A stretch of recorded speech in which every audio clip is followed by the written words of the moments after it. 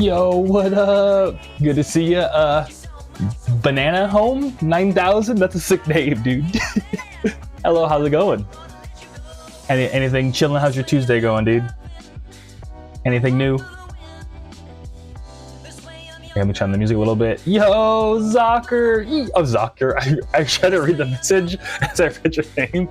Yo, Zocker, good to see ya. Yo! How you doing, dude? Dude, you're back from Japan, Zaku. That's wild. Banana Home, you're doing good, dude? I'm glad to hear. I'm glad to hear your Tuesday's going good. Yeah, same here. Zocker86, yeah. Yeah, I was like trying to read your name and say "you're" at the same time. But yeah, it's just another Tuesday. Dude, I messed up my back hella bad Zaku skating. And Super Hideo, dude, good to see ya. Yo, how's it going? Dude, I was rewatching the VOD, dude. It was cool. We got to like chat a little bit right before it ended last time. But Zaku's like, ha ha ha, yeah, dude, mixing up all the names.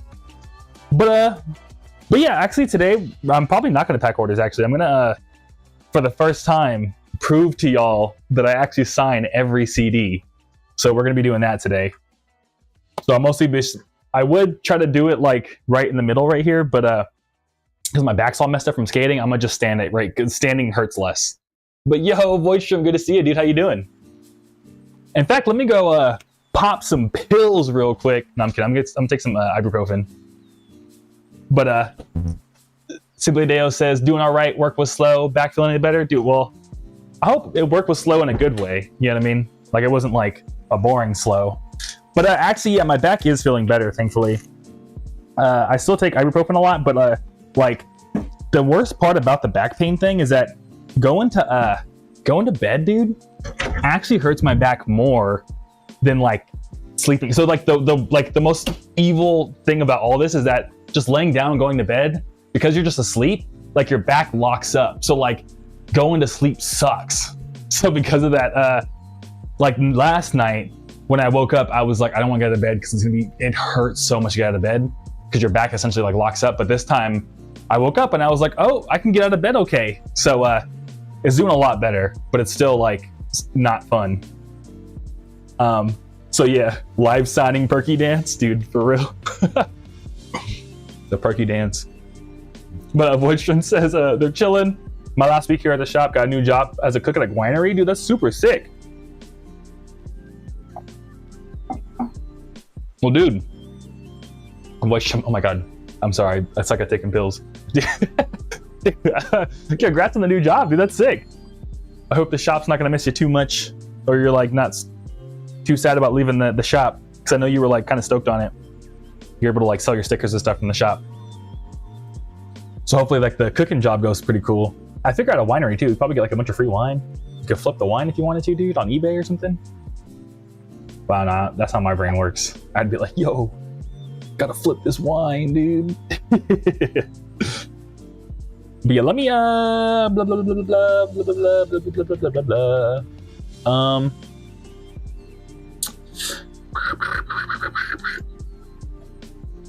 Any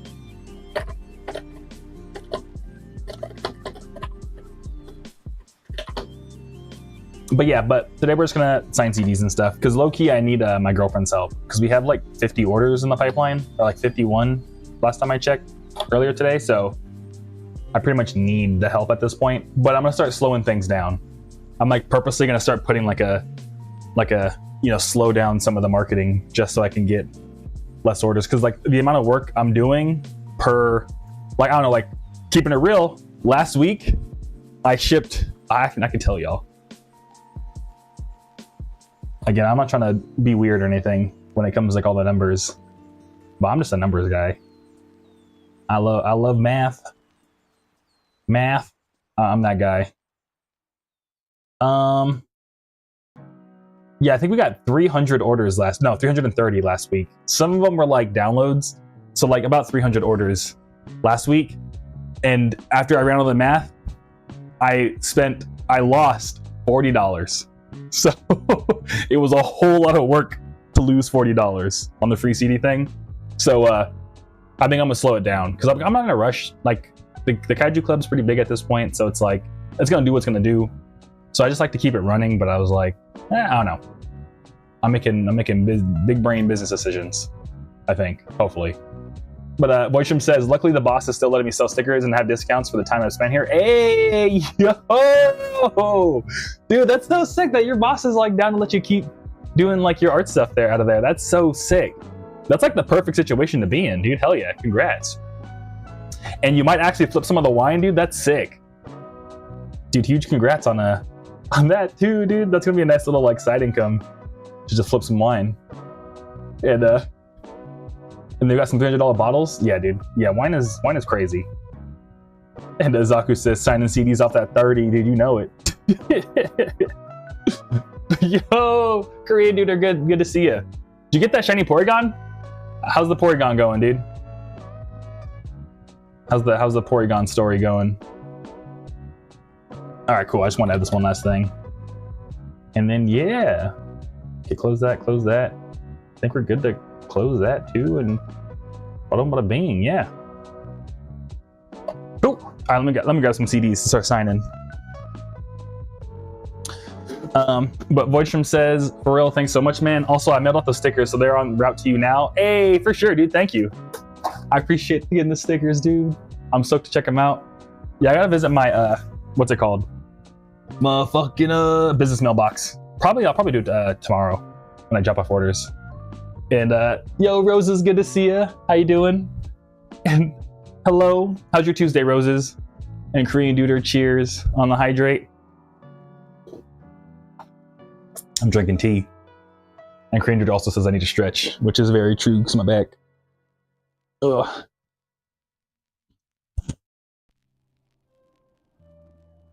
Oh my God. Rosa says their Tuesday's been nice. I'm glad to hear. That's awesome. But yeah, Roses, we're just gonna not pack orders today. We're gonna sign CDs because I've been selling so many of the CDs. I gotta sign more.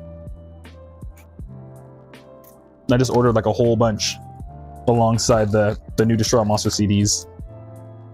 So I gotta pretty much do this. I guess I could just do these like right in the middle. But now that we got our usual cast of characters. Yeah, oh my God, my back. Here, here's how Jermaine's doing. Since Sunday, dude, I'm telling you, that giant leaf at the top, dude, you could just look how big. Motherfucker's becoming like a palm tree, dude. But yeah, Jermaine's doing really good. They're still growing that one giant leaf, like hardcore. So yeah.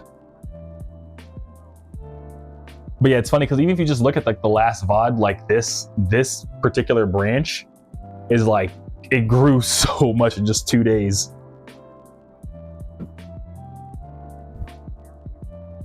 But Boytram says, back injuries are the worst. It's like they never fully go away. Yeah, no, for real. Yeah, I've had mine since I was 16, dude. I'm almost like a decade and a half of back pain. So yeah. And yo, Jim Jam, dude. Jim Jam, that's such a sick name. But dude, good to see you, Jim Jam. 1989, hell yeah, dude.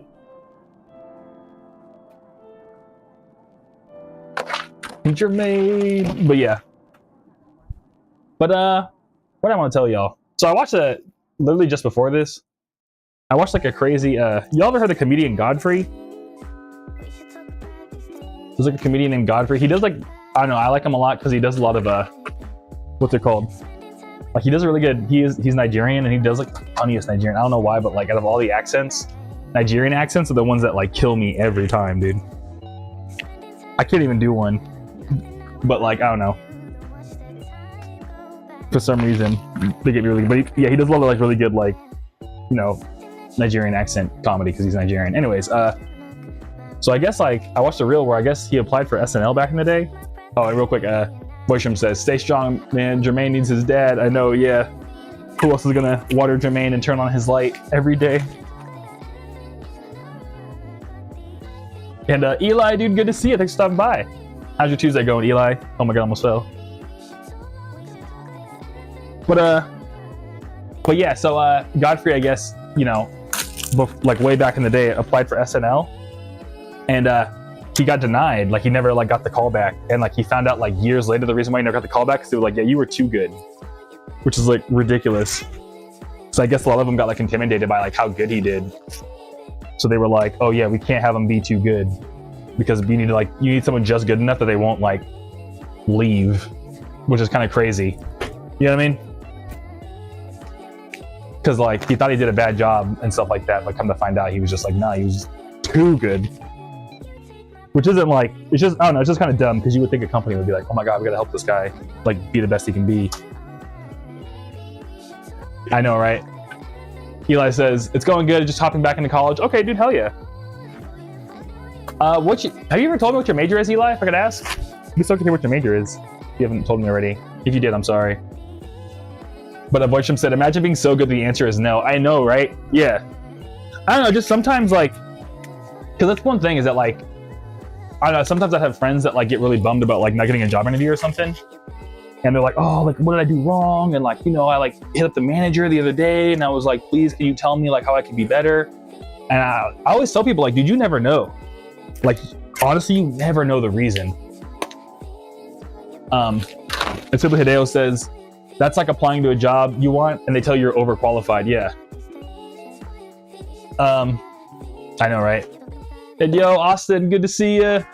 Yeah, what's it called? Yeah, well, being overqualified, I think that's kind of dumb. I got so many stories about this. But Austin, real quick, dude, I'm sorry to hear you had a bad day. That's a bummer. I saw on your story like TikTok like banned your video or something that was like starting to get traction, right? That's a bummer, dude. Speaking of being overqualified, it's like crazy. That's like even a thing. But yeah, mine's going okay, Austin. Thanks for asking. But again, you know, I'm sorry to hear you're having a bad one. But yeah, mine's going okay. Just been you know, eating orange chicken, watching videos, working on music stuff.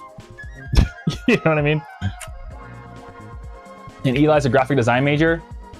And now that I typed it out, I think I've told you. I don't think you did, because I thought you were like an animation major based on like illustration, based on everything we talked about. So yeah, because graphic design, I would have been like, bro, hell yeah, that's sick. That's actually one thing I wish I, low key. I used to talk to a lot of graphic designers, and yeah. So what's it called?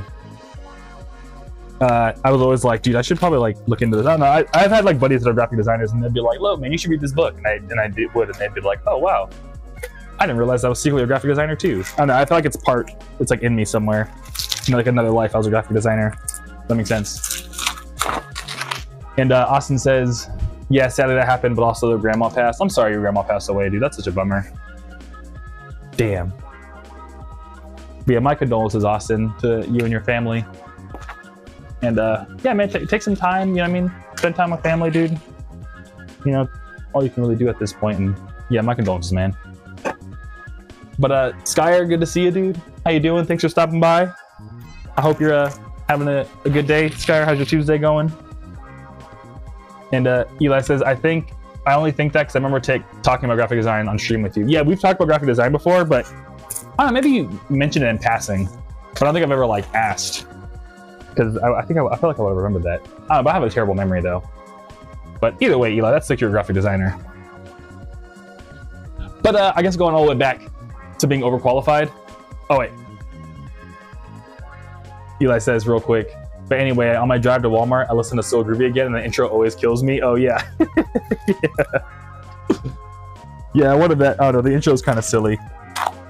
I think it was like the first time I did one of like the skits for one of my albums, because again, I was like, I made that album after I like took like a hiatus, so I wanted like, you know, some kind of like cool intro to like introduce myself back, I feel like, and so I made that, and it's like, it's really silly. You know, it says I have a terrible memory too. I feel that, yeah, dude. But yeah, but I guess going back to being overqualified real quick, just because I feel like it'd be helpful. In just in case anyone.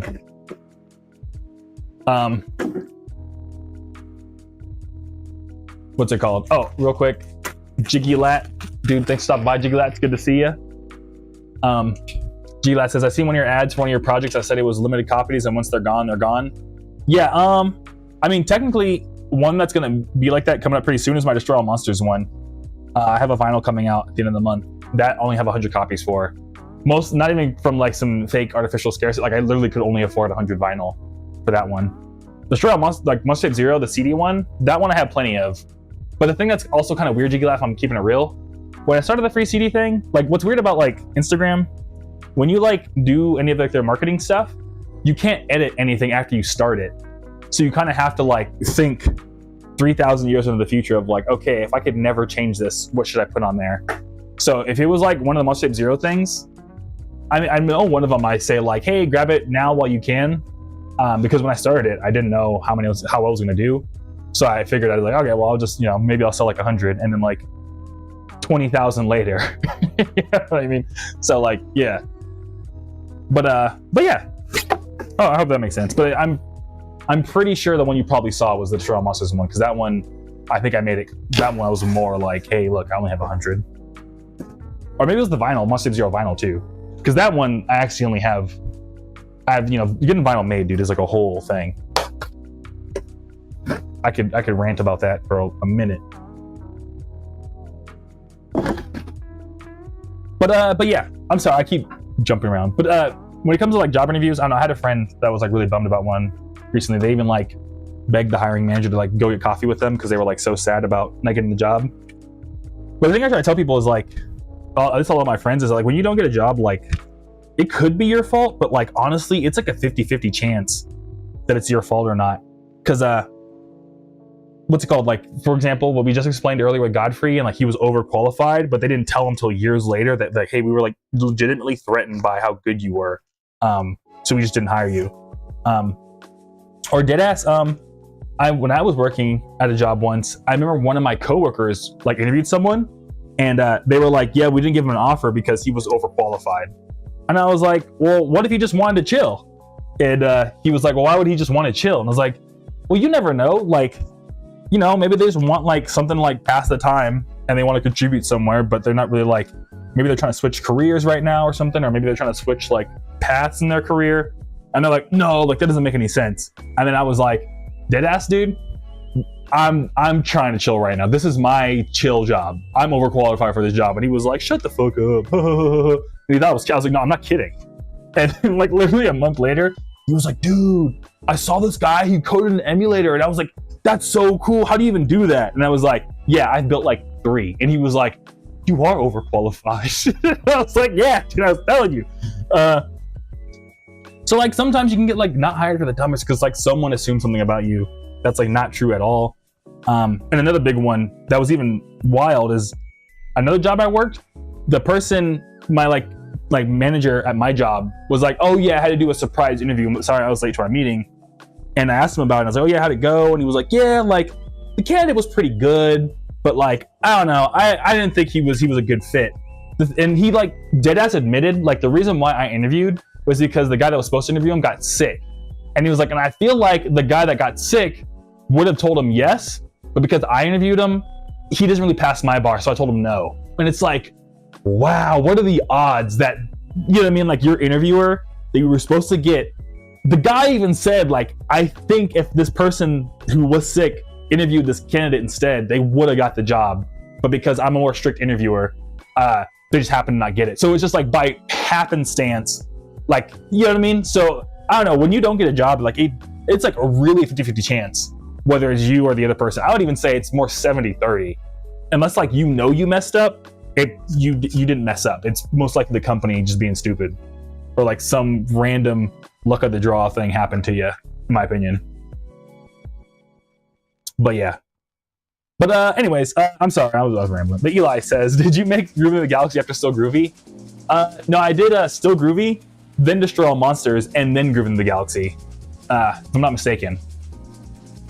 Because like, yeah, Destroy All Monsters was like, yeah, that's how it went. So yeah, but Rose says, that's insane. Wow, yeah, exactly.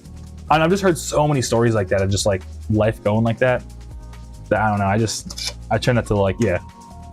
So whenever I don't get the job, like, yeah, I remember once, like deadass, I mean, I'll fucking say it. I applied to Discord and I made it to the, like I passed all the, like I made it to the very, very end. And then like when it came to actually doing the interviews, I thought I did really good on all of them. And at the last minute, I talked to my recruiter that was supposed to give me the job, and it was gonna be a baller. I worked from home. Discord pays crazy good, and like I did the job, so I was like, bro, I'm set. And no bullshit, I didn't even act like they was like, hey, you didn't get the job, and I was like, okay, you know, it is what it is. Like, I'm not really tripping. Again, could be my fault, could be theirs. And I didn't even ask for like feedback. I was like, all right, cool, bet. I was ready to hang up, and she's like, do you want to know why? And I was like, I mean, if you're offering, sure. And they were like, yeah, you know, we just felt like you weren't like too smart enough as an engineer or whatever. Like, for example, one note they made was that like, instead of using this one project, like this one tool to make your project, you did it all by hand, which you thought like, why would you do that? X, Y, and Z. And what's hilarious is the reason why I did that was because literally a month before, the thing the guy wanted me to use was deprecated. Like, they said like, hey, don't use this app anymore because we, the maintainers, no longer think this should be used. So the guy who said I didn't know what I was talking about wasn't keeping up to date with the stuff that I was up to date with. You know what I mean? So like, he was like, hey, I want you to use the old stuff that no longer works. Yeah, simply Dale, since you write code too, they wanted me to use Create React App. And this was like 2 months after Create React App got deprecated. So they were like, you didn't use Create React App. And it's like, but it just got deprecated like 2 months ago. And like, in fact, I know the people that maintain Create React App. They told me. So it was just like, damn, yeah, it was hilarious. And yeah, so I just say all this to say that you never know. And not just a personal thing, like it legitimately, I had another friend that like, you know, like a family friend that got me like a job interview once. And knowing this, they ended up like, you know, saying, hey, actually, like, even though you applied and there was a website link, we decided to move forward into the candidate, yada, yada. So my friend was like a really close friend, like went up all the way to the CEO and was like, why the hell did you not hire my friend? And he was like, yeah, so, you know, at the last second, my cousin applied and he's family, so I had to leave him. You know what I mean? So you never know, dude. You never know. So like, don't ever beat yourself up if you don't get a job. I don't know. I have so many stories like that. But Eli says, really? I thought Still Groovy was Monster Tape 0 because the intro talks about Monster Zero. Oh, that was just you know, it's a sample from what's it called? I mean, don't tell no one. Toho, please don't sue me. But I forgot, it's a sample from one of the Godzilla movies. So yeah, so I just put that in there because Monster Zero is like actually like a reference, like in the Godzilla lore, Monster Zero is King Ghidorah. So I don't know, I guess it was foreshadowing without me even thinking about it, because sometimes life works like that. But yeah, Eli, it just was happenstance. That yeah. But it's mostly because of like the Godzilla lore. So I just like that like one line from the Godzilla movie. And then I did Still Groovy, yeah. Does that make sense, Eli? I hope so. But Rosa says, with how it's been these days, that would have been rough to hear. I know, right? Yeah. But thankfully, this was back in, like, I mean, it still sucked. It was still when the tech world was like going terrible. But I mean, it sucked to hear. But at the same time, I didn't, you know, I don't have a chip on my shoulder about it because I'd had so much proof in my life to prove that like sometimes companies are just, you know, they're dumb. Yeah. Yeah. But Assembly Deo says, I think I would have knowledge checked them either then or there, or sent an email with just the message saying it's been discontinued. So that's the thing, Assembly Deo. I think you're right. You are right. You are 100% right. I think that was the right thing to do.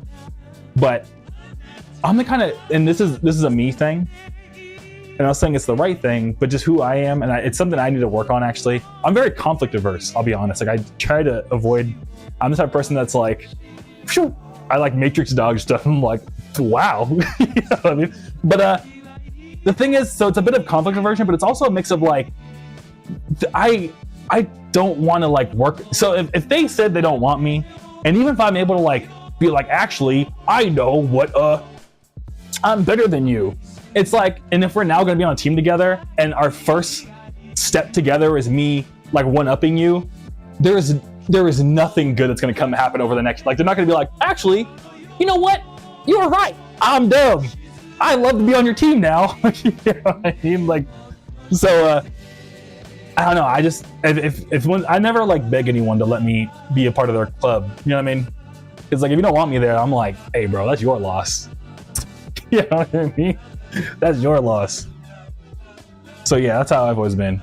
And Zaku with the eyes emoji, yeah, I know Zaku. Yeah. I used the word conflict averse because I was thinking about what we talked about at some point. I don't know if it's like, I don't know if it's not that I don't know. If I know you as a person, like if we're like close, I'll bring it up. You know what I mean? I'm happy to like conflict with people that I actually care about. But if it's like someone like, oh, what does this one engineer at Discord think about me? I don't give a fuck about that guy. Yeah. Like, hey man, you can tell whatever. Yeah, I don't know. At that point, I don't really care about the conflict because it's like, I don't know. I also just don't like arguing, really. I hate arguing. That's one of the reasons why I stopped doing codes, because I just hated arguing with people. Because like when people start arguing with me, I'm just like, if you want it that bad, dude, go for it. I don't care. So yeah. But Eli says real quick, I see Monster Zero is awesome, man. Putting some of the coolest words to put together. I know, yeah, Eli. It really is, dude. They were cooking. Monster Zero is just sick.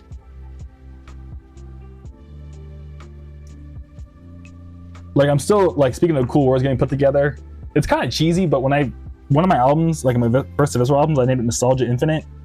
And the older I get, the more I'm like, when I made it, I was like, this is kind of cheesy. But the older I get, the more I'm like, that is the greatest 2 words I've ever put together in my brain in my entire life. And I'm kind of bummed I didn't make Oceanfront Online like nostalgiainfinite.com, because I feel like that would have been sick. I think I still own the domain, because I'm like, one of these days I'll do all the legal work to rename my LLC to Nostalgia Infinite. But Simply Hideo says that too is true. That would have made them realize you were in the right, and then give them another reason to say no. Exactly, Simply Hideo, because it's like they would have just, you know, at that point, because I don't know. That's the way engineers are. I don't know. See, look, I can flex now. Look at fucking my arm, dude. Going to the gym. Fucking I don't know. Anyway, I'm sorry. It came through the camera. But yeah, that's the thing, is that like just I don't know, and not to like put every engineer in a box, but like in my 10 years of professional programming experience, a lot of engineers very much are like, they want to be right more than they want to like build cool stuff sometimes. So like, I don't know. Yeah, you know what I mean? I've just learned that it's like, I don't know, man. Yeah. And when this whole Discord thing happened, it was at like year 9. I was already burnt out. I was already so done. And I was like, dude, I just want any kind of money. I don't really care. You know what I mean? It was more of like, it wasn't like a, oh my God. Like, I mean, I'd use Discord every single day.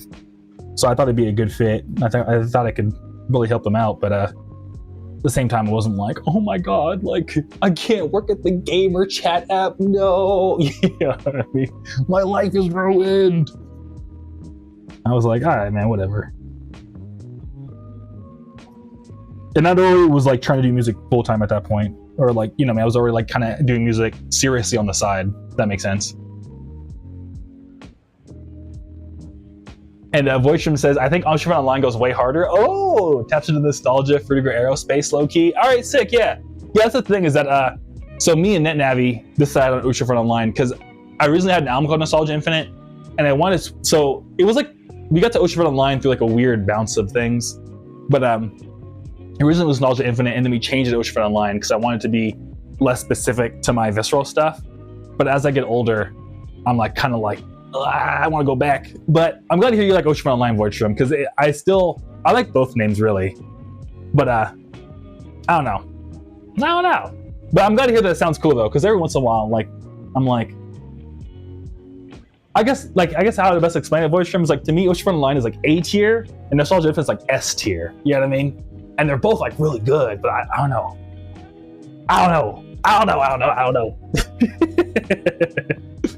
But I mean, it would be a lot of work to change it, so it's probably gonna stay Oceanfront Online, which I'm gonna keep it real with you. This is like, I'm thinking like 5 years in the future, maybe, or maybe, you know what? Maybe I should save Nostalgia Infinite for something else. Maybe that means it'd be a whole different project. You know what I mean?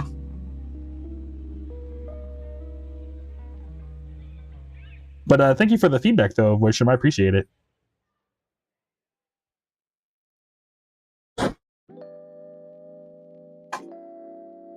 Voisham says you can make Ocean Online for the strictly limited releases and Ocean, oh my god, nostalgia for everything else.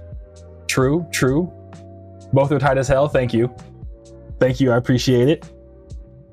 Yeah, I don't know. I have to think about it. Yeah, I'm sure, you know, I don't know. I always get my creative juices in my brain flowing, but then I always have to go like, I don't got time for all this. You know what I mean? So, I don't know. I'll think of something to use it for at some point. Maybe like 2027. So I don't know. I'm always thinking about what's the next move? What's the next move? You know what I mean? I don't know. But I appreciate your brainstorming with me, Voisham. That's sick. And Eli says the alliteration in Ocean Online is pretty cool. You should save it for another project. It'll come to you. Yeah, exactly. And I'm glad you like the alliteration. Yeah, I like names with alliteration in them. It's like one of my favorite literary devices. I think it's what they call it. Tim Rosa says, or use the site for a big project named after it. It'd be cool to access a site to advertise or have something to offer related to our project. That's very true. Yeah, maybe I can like spin off, make Nostalgia Infinite like a sub thing of Oceanfront Online. Like maybe that's like the publishing department or something. Or the video game studio or something like that. I don't know.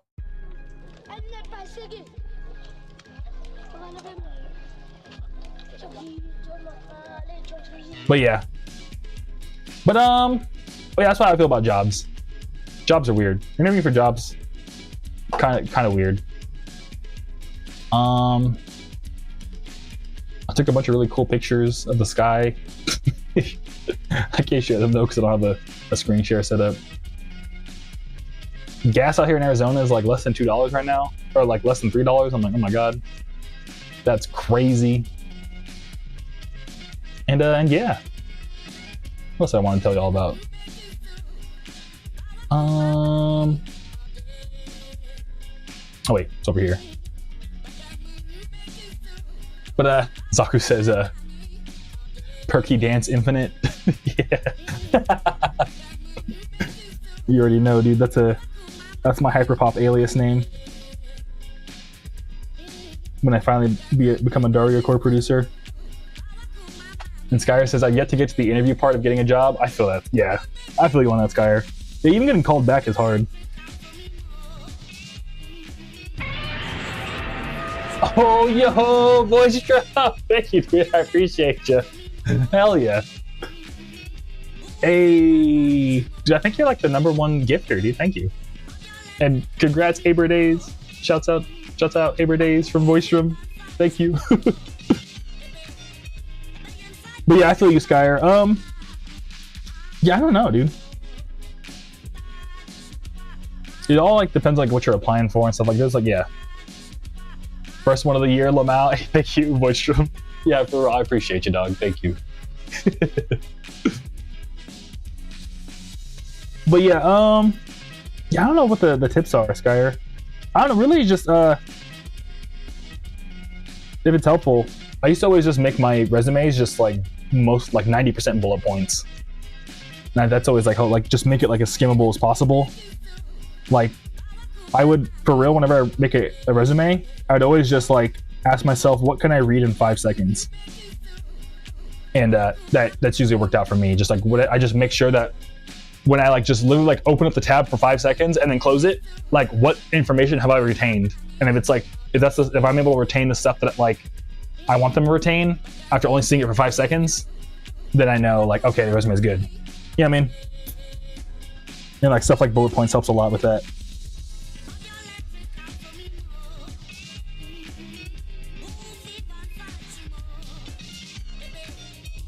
And Boysham says, of course. Hey, thank you, dude. Yeah.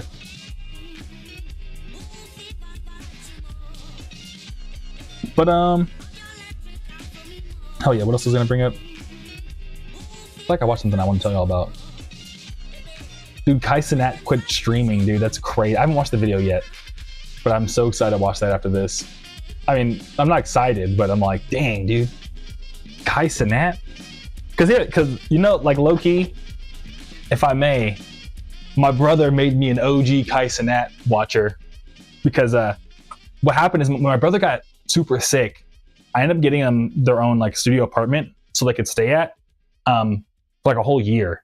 So it was like them, and I'd visit them every single day, but like not every single day, but like every other day to check it on them. Like we'd eat food together just to make sure they were doing okay. You know what I mean? And I moved them up to Long Beach with me. And so a lot of what we do is we'd play Hearthstone Battlegrounds, and we'd watch Twitch streamers. So because he was like, that's what he was into. So pretty much like in 2000, like the second half of the pandemic, it was just me and him just watching Kai Cenat playing Hearthstone Battlegrounds together, pretty much, and going on walks and stuff like that. So like, it's cool to see like Kai Cenat blow up so much, because I was like, dude, I was watching, you know, like, I don't know, it's super random, but like Kai Cenat was like a huge bonding point between me and my brother, because it was like helped us both get a difficult time for him, you know what I mean? So I was like, hell yeah, dude. So to see Kai Cenat quit, I'm like, damn, dude, end of an era, that's crazy.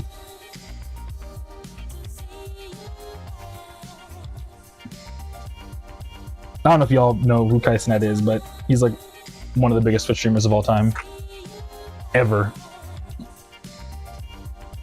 So yeah, but so I gotta watch that video later.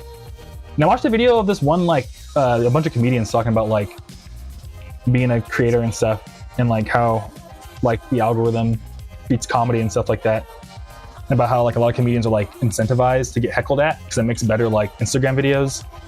And it's like, they're like, dude, it's crazy, like the things we gotta do as comedians these days. And I'm like, dang, dude. So yeah, like every artist is feeling the algorithm grind.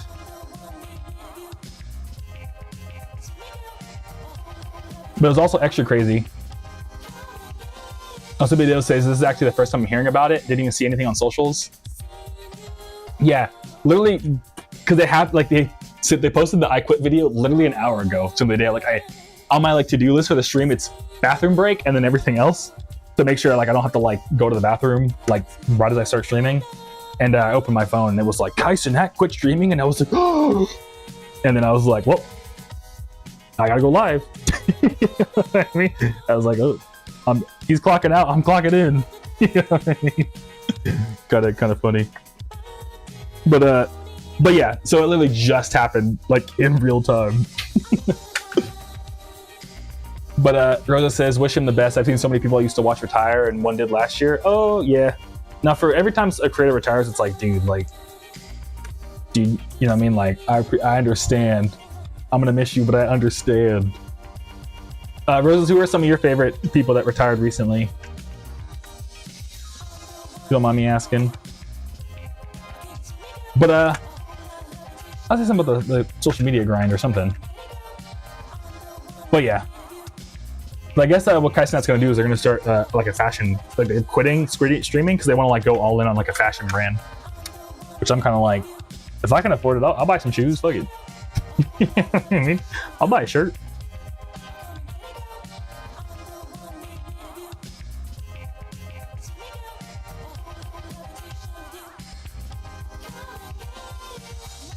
But yeah, and then what's also crazy that I watched recently, I hope y'all don't mind me just talking about like watching on YouTube, because it's all I do, dude. I pack orders, I make music sometimes, and I watch YouTube. That's been my life for the past like 6 months to a year. But anyways, But Simply Dale says, shit, that's crazy. He's set though for the business, his name's out there, he's probably got what he needs to start. Yeah, exactly. Yeah, voice stream, I make music sometimes. Yeah. No, voice stream for real. I even started, I like track all my hours on stuff just to see how much I'm working. Cause I'm at the point, voice stream, thankfully, where I think I might hire somebody this year. I know I lost $40 last week on the free CD thing, but like overall, it's looking like I can like hire somebody actually to like help out with some stuff here and there. So again, it's not gonna be a lot of money. It's gonna be like one hour a month type hire situation. But I'm looking for. I gotta go back. Oh my god. There we go. I'm looking for my time box sheet. Yeah, because I track my own hours just to like make sure I know, like, oh, if I were to like hire somebody, like how much could they actually help? You know what I mean? Because that's been one thing I've been like going through a lot. I've been talking to a lot of friends, keeping it real. Oh, new merch order from Allison. Thank you, Allison. I appreciate you. Thank you, Allison. If you're watching, Allison, I will print your order and pack it right now. But yeah. Otherwise, I'm just gonna be signing CDs. But I guess just finish my point real quick. I've been tracking my hours more just so I could see what's it called. But in terms of like, I don't use the word content. So it's a mix of like music and like, you know, recording Kaiju Club videos and stuff. 15% of my time last week was spent on making content, which again, I don't use the word content, but making videos and music. There you go. The other 85% was spent doing like project management. I guess 30% was spent on like personal life stuff. So like stretching, going to the gym and stuff like that. But still, if you subtract that, then it's still maybe at most a third of my time goes in making music. The rest is all just all of this, everything else. You know what I mean? But yeah, and real quick, Masked Nomad, dude, or Masked and Mad, dude. Good to see you. Thanks for stopping by. I'm glad I could be the GOAT. But I never replied to Simply a Day. I was too busy. I make music sometimes. It's true. I just think it's funny, dude. It's not what you expect. Not hydrated for you, roses. But Subido says, shit, that's crazy. All he needs, he's probably set for the fashion business though. His name's out there. He probably got where he needs to start. Yeah. I don't know if y'all familiar with like Virgil Abloh. He's like he made like Off-White. He made a bunch of different fashion brands, but I like Virgil Abloh a lot because he has a lot of like really, really good insights on like what it means to be like an artist and a creative. Because sometimes you need to have that like, I hate to admit it because it sounds so like, podcast, bro, get your mindset right, dude. But like, I hate to admit it, but they're kind of spitting a little bit beyond all like the other BS they be talking. You actually do need to work on your perception of the world a little bit to like. So Virgil Abloh has some really good like insights on the way they perceive art and being an artist. But anyways, I bring it up to like show off that like Virgil Abloh was just really good at like making kind of like a lot of fashion is just like the way you sell it and a lot of marketing. And I think to your point, Simply Dale Kaisen, that's like in the perfect position to really like blow something up, but he still has to have like a really good idea, like a good like concept around it. Excuse me. Because like Virgil Abloh made Off-White, he made a brand called Pyrex. When out of Pyrex, he spun out Off-White. But Pyrex really was kind of like a reference to like street culture because it's like the name of like the glass containers they would use to like make drugs with. So that was kind of like the edgy, cool like vibe he was going for with his clothes. Was like street, but like intelligent. If that makes sense. And kind of like the hustler street folks. Until they got sued by Pyrex and they renamed it to Off-White. But by then he'd already made such a splash in the fashion scene that it worked out. So like, you know, but like he explains how calculated it all was and stuff. And it's like, oh wow. Anyways. So yeah. But let me reply to Roses too. I'm sorry, Roses. Roses says, I don't watch much channels these days, but the person I was referring to was SMG4, the channel that is weird but made me find friends, so it hit pretty hard, especially since I grew up the channel alongside the people I met. Oh yeah. Yeah, I can only imagine.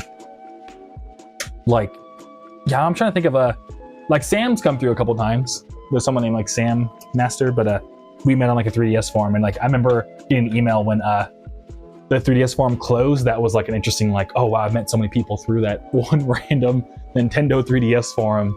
That it closing was kind of like a, oh man, you know what I mean? So I feel you on that. But and Voisin says, let me get a plane and pack boxes, dude. I wish I could make that happen, dude.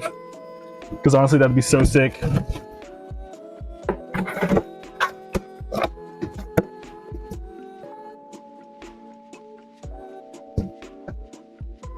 And Boytram says, honestly, that's so sick to see. Oh yeah, with my music stuff. Truly DIY, I'm sure it's a lot, man. Yeah, thank you, dude. Yeah, it's definitely been a lot, but what's it called? We're getting there.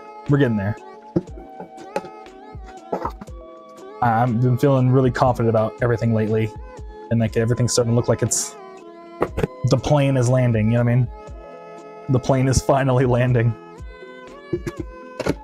And Zaku says, random fun fact, I used to collect 70s Pyrex bowls. That's pretty sick, dude. Boysham says it's sick too, yeah. And Logan says the 3DS is so goated. It really is, dude. I feel like I'm more of a, and not that it's a competition, but I've always been more of like a PSP guy. But the 3DS kind of is underrated. Because every time I pull mine out, I'm like, wait a minute, why don't I use this more? Like, I'm already kicking myself because I want to do 3DS photos of the Destroy All Monsters vinyl we're about to drop.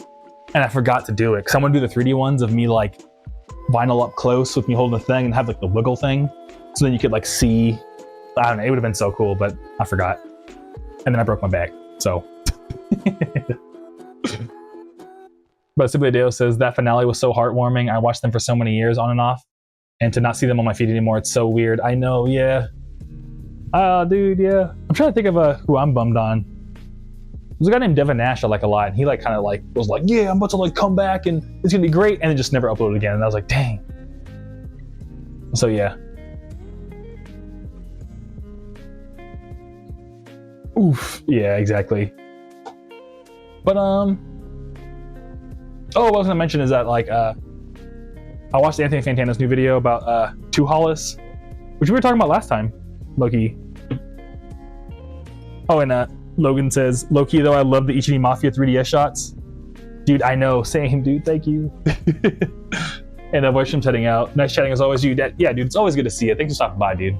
I appreciate you, and yeah, dude, looking forward to, what's it called? Next time you pull up, dude. But Logan says, I never knew that Ichi Mafia stood for 1-2 Mafia until I Googled it and put my two brain cells together. Yeah, no worries. Yeah, exactly. And I'm not a numerology person, but what's funny is if you do the numerology of it, 1 + 2 is 3, obviously, and 3 is the artist's number. So it's low-key. If you use your whole brain cells, it's kind of like the artist Mafia. Because, you know, 1 + 2 = 3, and 3 is the artist in numerology, if I'm not mistaken. So yeah. And so yeah. But also too, the 1 + 2 kind of looks like the PlayStation logo. I don't know. There was like many layers of like, you know, me and Nevi were like, oh, we're gonna do this message and this means that.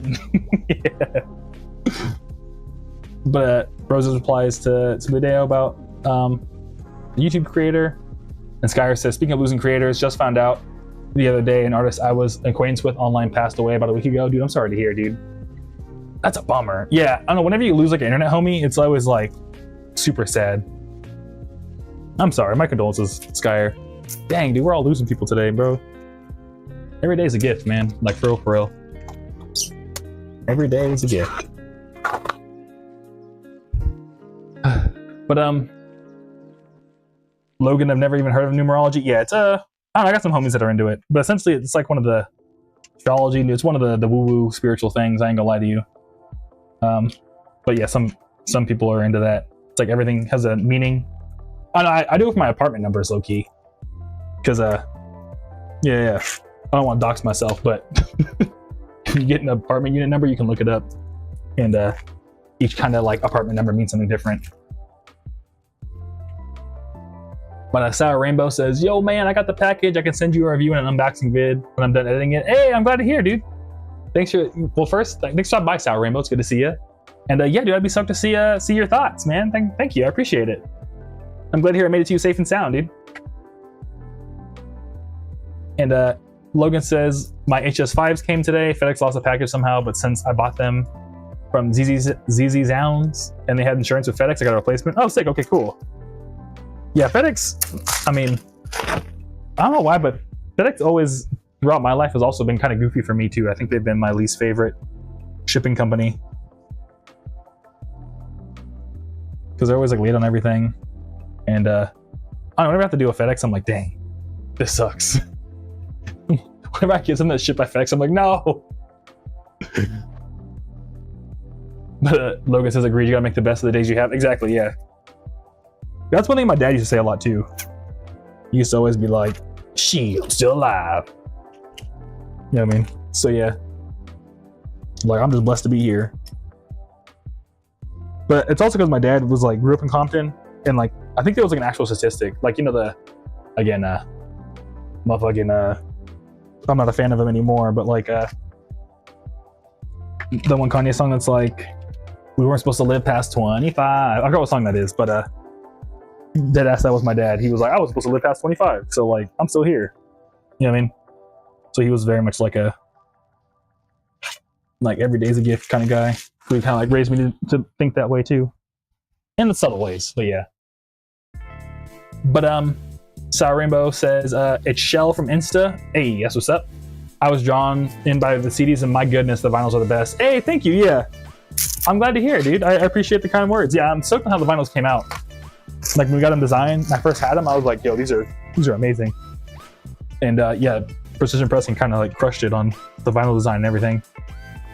So yeah. And Logan says FedEx and UPS suck because they always deliver it to the lobby room of my building. Oh dang, yeah. I feel that, yeah. So like I ain't carrying that up the stairs. You know what I mean? Oh, and Logan said a ton of Kanye songs we wasn't supposed to make it past 25, but the first song he said in was released and was We Don't Care. Okay, yeah, I'm pretty sure it was We Don't Care. And yeah, I know he's from Chicago, but what's it called? I think if I'm not mistaken, the same statistic existed around the same time for like Compton. It was like anyone of that, like in the 80s, if you were like a young black male, that was like kind of like the statistic, if I'm not mistaken. Or maybe it's a Chicago thing and I just totally missed the plot, but I don't know. Oh, sorry, Rainbow. Hold on, I might miss the hello. I'm in the middle of an ad. Okay, my bad. Well, if you see this out, Rainbow, let me know, and I'll flip back to you. It shouldn't do that though. I have to look into that.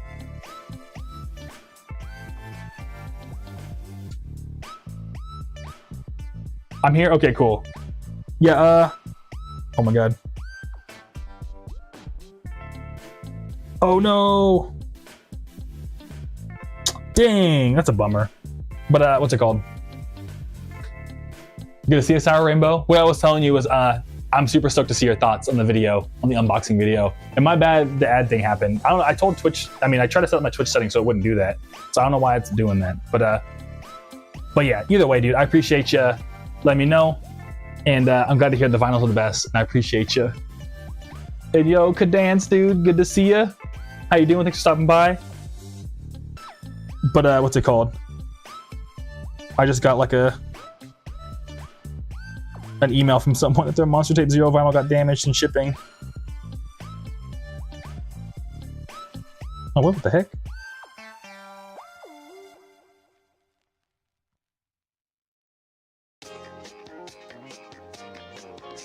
Dang, that's a bummer.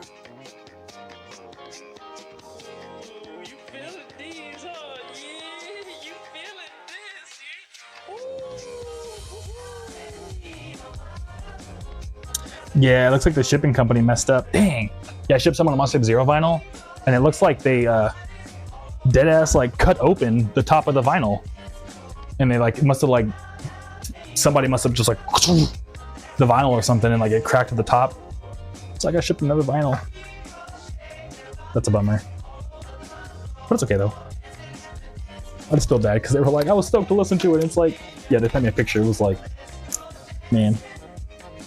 Shipping stuff is so wild, dude. Rose Outus reduced. I know, yeah. Cause I was like, I didn't ship him a bad copy. Cause like, yeah, it looked like the entire like. Chase, if you're watching, I'm gonna ship you another one on me. Don't worry about it. But yeah, it looked like this whole part right here, like they somehow ripped the whole thing open. The shipping company. I'm sorry, you can't even see it. They shipped the whole thing open. They ripped all this open, and whatever hit it, like cracked the actual vinyl disc. So yeah, so I gotta ship him another one.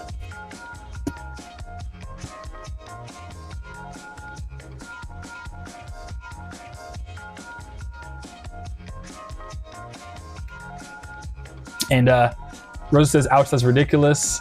I know, yeah. And the Simply Dale says they gotta pay for it. That's not how it probably works, but they should. Yeah, I think I probably could tell USPS, but I don't know, dude. It's like the government. That's another one where I'm like, I don't know. Maybe I'll hit up USPS because I think it does come with insurance. Now that I think about it, so maybe I could be like, yo, USPS, you gotta motherfucking pay me. So yeah, we'll see. Simply Dale. But Logan says, bro, the first thing you had to do the art for Destroy Monsters, Dreams, Monster Zero, Miracle Power is so goated. Yeah, Michaela's awesome. Yeah, I think I have like all of her socials on like everything. If you want to check out her stuff, yeah, her stuff is super, super good. And she makes a lot of just cool character designs. She does a lot of like Vegeta art, low-key. That's like her fanfic kind of stuff. She does a lot of art of Vegeta from Dragon Ball Z, which is kind of sick. And the delivery driver was not in the mood. I know, right? Yeah. Yeah, I guess not. But Bus Collie, dude, good to see you. How you doing? I bought all 3 of your vinyls. Loki deleted the email that came with it before I downloaded it. Can I show you that I have them and send me an email or something? Yeah. What's it called? Bus Collie. I have my email on my Instagram bio, and yeah, honestly, I could just resend the email. Like, literally, it's just a button. So if you send me an email, I can do that. Honestly, like whenever I get the email from you. So yeah. And the only reason why I need your email is just so I can find you in my Shopify and stuff like that. So I can send you your exact download links and stuff. Because everyone gets their own Bandcamp. Yeah, you get what I'm trying to say. But yeah, Buzz Collie, if you're still watching, just go to my Instagram bio, send me an email. Just be like, yo, it's me from the stream. And I got you. And send, yeah, just so I can see your email. But yeah. Bet, thank you so much. All right, cool. Awesome. You're welcome. Logan says you gotta get insurance with the shipping company when you send stuff. Easy Sounds wouldn't give me my replacement HS5s at FedEx slots if I didn't have insurance. They didn't have insurance with them. And Logan already follows Michaela. Okay, cool.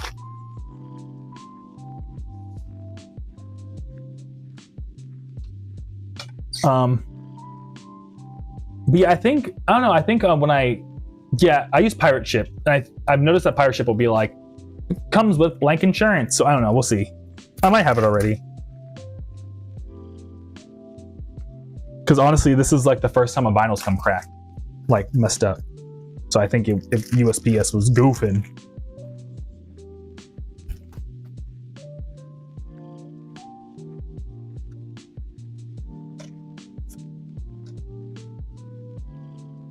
But Logan says, but the guy who said I used to pray for times like this on Destroy All Monsters new teaser thing was me on my friend's account because my phone was dead and I used two-factor auth. Oh, that's funny. Yeah, no worries, dude. Thank you for sharing that. I thought that was like hella funny. I love seeing that. I thought that was sick. Oh yeah, but I keep talking about so many different things. But I watched the Anthony Fantano video on the Nepo Baby thing. So I guess like two Hollis like went on an interview or something. I guess his dad's in Depeche Mode, I think, or something. And like their mom is like a super high up music executive. And they were pretty much just like, I'm not a Nepo baby. Don't call me a Nepo baby. I never listened to Hollis, so I don't know. But I think Anthony Fantano made a good point. It's like, okay, so I know 3D Blast also has this kind of point of view where he's like, okay, what about it? You know what I mean? Oh, Eli says, I got to go. I'll see you Thursday, Groovy. See you Thursday, Eli. Thanks for stopping by. It's always good to see you. But yeah, 3D Blast has mentioned me a couple times. Like, hey, the music's good. It's music's good. I don't care who the parents are. And I was like, I feel that, yeah. But yeah, but I don't know. If someone called me a Nipple Baby, I'd be like, you are severely mistaken. But even if they did, I'd be like, you know what I mean? It is what it is. I'd be like, hell yeah. Shout out to my parents for being awesome. You know what I mean? I don't know. But what's it called? Rosa says, I don't know if I brought this up, but my neighbor is a cat, another inspired by Animal Crossing because that's the one sounds I like. I had to say it, huh? I brought this up, but is my neighbor a cat inspired by Animal Crossing because that's okay. Yeah. I see what you're saying. I'm sorry. So I think I have, because I read so fast, I think I get like dyslexia myself sometimes. But yeah, it is inspired by Animal Crossing Roses. In fact, the song Low Key is not a direct copy, but I essentially did like an interpolation on like one of the Animal Crossing songs. I think it was like 8 a.m. or something, but I plugged it through my own piano VST and stuff like that. I changed around some of the chords, some of the melody a little bit. So yeah, it is very much inspired by Animal Crossing Roses, and I'm glad that you caught that. That's so cool. And Logan says, I mean, let's be honest, he had the connections everyone wishes he had, but yeah, it's not like a big deal because the parents weren't involved in his music like Kanye with Northwest. But when his parents said he learned to edit videos himself and put his music up on SoundCloud himself, that kind of pissed me off because that's what all artists do when they don't have a label. Yeah, exactly. Yeah, okay, yeah. Yeah, I think his dad didn't really know what to say. I think he was just like, well, I don't know, man, he put his music up himself. But yeah. But I think we're on the same boat, Logan, of just like, you know what I mean? Like, it's not a big deal. It's, you know, it is what it is. I'm chilling.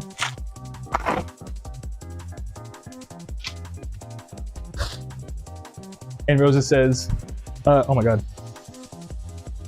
Oh yeah, I was like, that sounds familiar every time. A little interesting to hear it fits right in too. Hey, thank you. I'm glad to hear it, Roses. Thank you. Yeah, I don't know if I could ever make a song for Animal Crossing. That would be crazy. I'd be like, hell yeah. I actually have some like really dank. There's a really good video by this guy named Dylan Tallchief about how to make Animal Crossing music, and yeah, he's like spot on like how to make it. So I have some like random little songs that I've made in the past that like 1,000,000,000% sound like Animal Crossing music, but I don't think I've ever released it because it's just a little goofy song. And yo, the result of following. Hello to you too, dude. Good to see you. How you doing? Thanks for stopping by.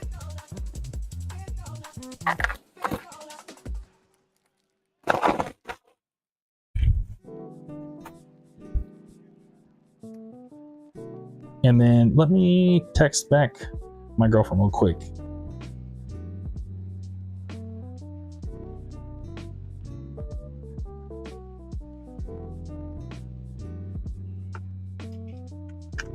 But yeah. But other than that, I watched what else I want to talk to y'all about? That was it. Yeah, I was telling y'all I was watching a bunch of David Blaine videos too. That was pretty funny. To this day, I'm always like, how does he do it? And Groovy Kaiju's a family man confirmed. So goated. Yeah. He made sure to reply to his girlfriend. Yeah. Oh, thank you, man. But the result of following, I bought that Red Kaiju Dragon looking CD today. I'm very excited. Oh, is it? Oh my God, I have a stack. It's gonna fall. Is it this one? The result of following? If so, thank you so much. I appreciate you grabbing it. I'm probably gonna get it packed either today or tomorrow because my girlfriend just let me know she can't help me till tomorrow, low-key.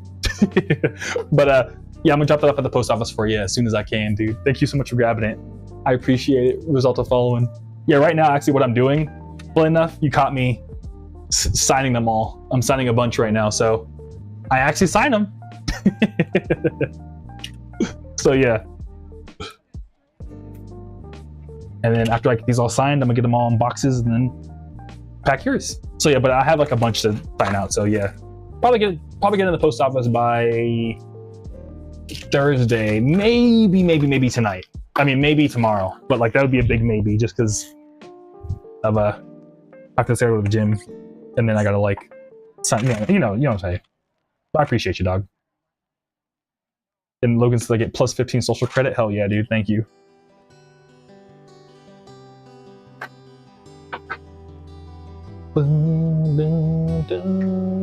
But yeah, other than that, cool. Let me see what else I want to talk to y'all about. Oh my God. Do I have any new plans for the live stream? I made a task for myself to make it so we can have like a Google form for people to like pop through and be like guests on a little like Discord thing I made. So I don't know, but I have so many other things I gotta do first. But at some point it will happen.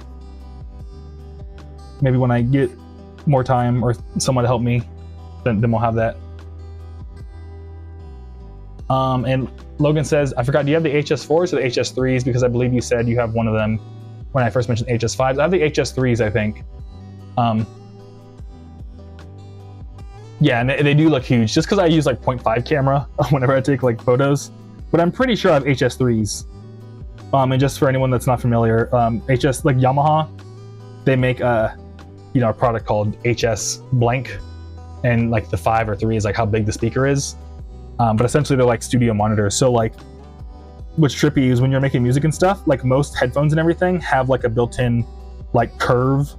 So like Beats by Dre headphones like essentially like pump up the bass more than your average song. So like listening to music on Beats by Dre is gonna sound different than like listening to music on like, I don't know, Audio-Technica headphones, because they both have different like just default listening, like what the speakers are made for. So essentially, if you're making music, you don't want that. You want them to be like as flat and like clean as possible. So like, or as neutral as possible. So you buy the Yamaha thing so you can have like a neutral sound to the music you're making without having to like have all like the extra bass from like Beats or something like that. But the results are following since I gotta go, but I hope you have a blessed night. Dude, I hope you have a blessed night too. And again, thank you for the support, man. I really appreciate it. And yeah, dude, catch you around. Take it easy. Feel free to, stop by whenever. Send me an email. It's in my bio. But yeah, dude, thanks for stopping by.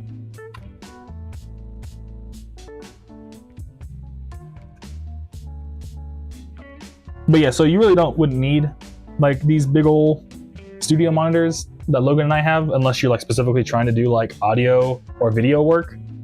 But they are nice though, I ain't gonna lie. They are pretty nice. And they're hella loud.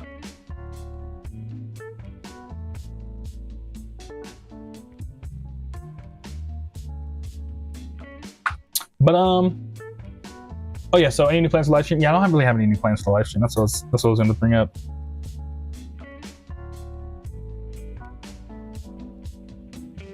And then I know Simply Hideo is in the Monster Kingdom, so I think probably tomorrow I'm gonna drop in I have like the automated thing where like on every Sunday it'll like automatically tell you stuff like that gets added, like it's a code thing I wrote up. But I'm gonna add probably tomorrow the early access to the East Ocean Boulevard flip that I did, like the vaporwave version of it.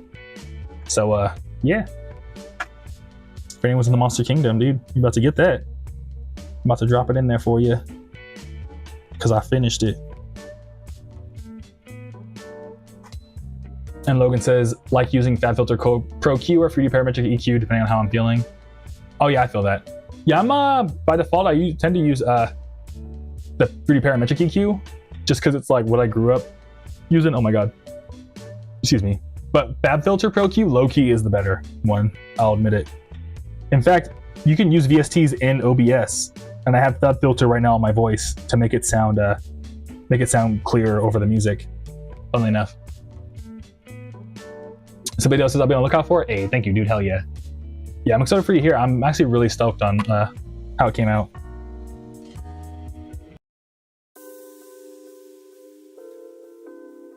And Logan says, hey, Marley. New merch order from Marley.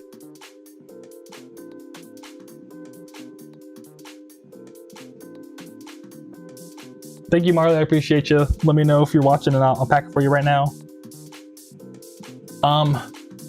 Okay, Logan, I'm confused about what's going on. What you're saying. Yes, you can have VSTs in OBS. I guess we'll start there. But yeah, you could just, what's it called? I would just Google like VSTs OBS, and you would set up in like the audio filters. I don't know if you could use Serum though, like you said, but like any like mixer type of thing you can use, then yeah.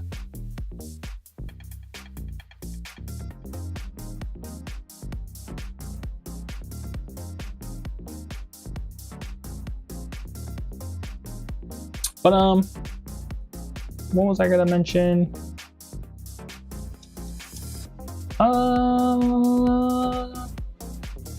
Let me check this. I want to see if there's anything interesting here I could share with y'all.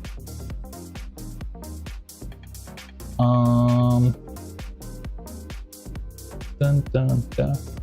Yeah, super random, but actually, yeah, I'll bring it up. How do y'all feel about personal finance? Do y'all ever look into stuff like that?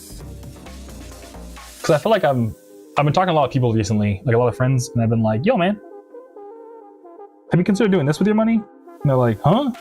I'm like, yeah.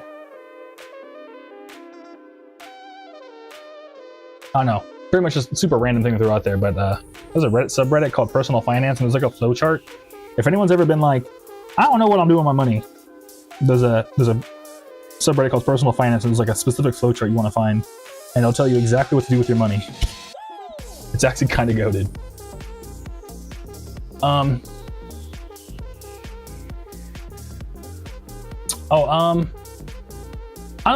don't know.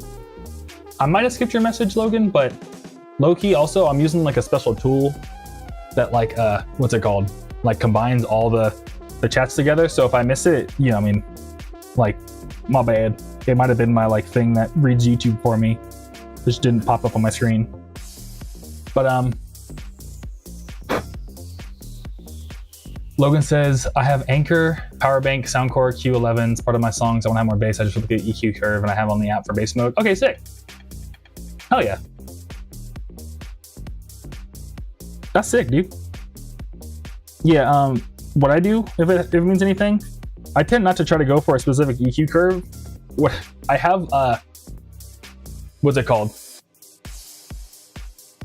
I have a tool, like, or not a tool, but I have like different headphones. So I have like these super mega musician studio monitor, like headphones, the Yamaha whatevers. But then I have like my normal headphones. I have my headphones I listen to when I go on airplanes. And then I purposely go to Daiso, like a dollar store, and I buy the cheapest headphones. And I listen, every time I make a song, I listen to it on all the different levels of headphones in terms of price.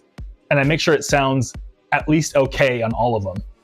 And then that's what I do. And I've noticed that works really, really well. Because now whenever my music is played anywhere, it's never like a, ugh, I didn't hear that sound when I, you know what I mean? So yeah, I usually try to have like 6 different pairs of headphones just to like finalize all my mixes, rather than try to like make it sound good for a specific device. If that's helpful for you, Logan. That or I don't understand, you know, that I misunderstood what you were saying. But somebody else says, nah, I just say, fuck it, we ball. And spend, but stay cautious to save. I feel it. And Rosa says, I like the idea of putting a specific amount of money to the side for emergencies. Sick. Yeah, having an emergency is fun. I don't know, I'll just pull it up. I'm sorry I don't know why I'm so money brain today. Yeah, let me find the Reddit personal finance. Where's the little thing? It is in. Do they have the They don't got the little like flow. Yeah, personal finance flow chart. Graphical version flow chart. Where's it at? There we go. Yep, I found it. Hey, let me zoom in. Damn. There we go. I found it. Yeah, the idea is that. Oh, Rosa says hydrate. So my bad if this is so uncalled for. I'm hydrating for you, Roses. But yeah, if you were to ever Google Reddit personal finance flowchart, it would be the first result. It'll be on Imager. And the idea is, and like low-key, I did this all the way when I was working at Google. And it like, honestly, I was so set. But yeah, the idea is that you would create a budget. So here's the thing. My mom told me this advice. It is probably terrible advice, but I still kind of to this day live by it because she's not wrong. Yeah, my mom's not good with money, but she's not wrong. Mom was like, I remember asking my mom, like, Mom, do you ever make budgets? She's like, no, because realistically, you can never actually follow one. And I was like, you're kind of right. Because stuff be popping up all the time. You know what I mean? Like, you be creating budgets and it's like, oh, inflation. It's like, oh, my car. You know what I mean? So it's like, my mom's always been like, why plan a budget when you're just going to like have to go against it anyways? It's like, yeah, you know what I mean? So I'm more of like a track my spending and then, you know, estimate from there rather than be like, okay, well, let me just set an arbitrary goal that I don't know if it'll actually work out.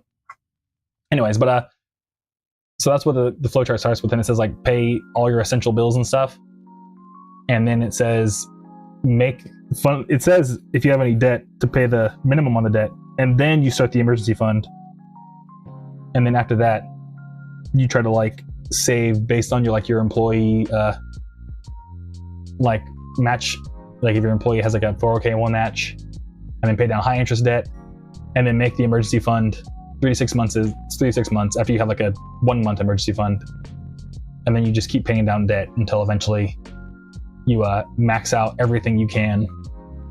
So it's pretty sick.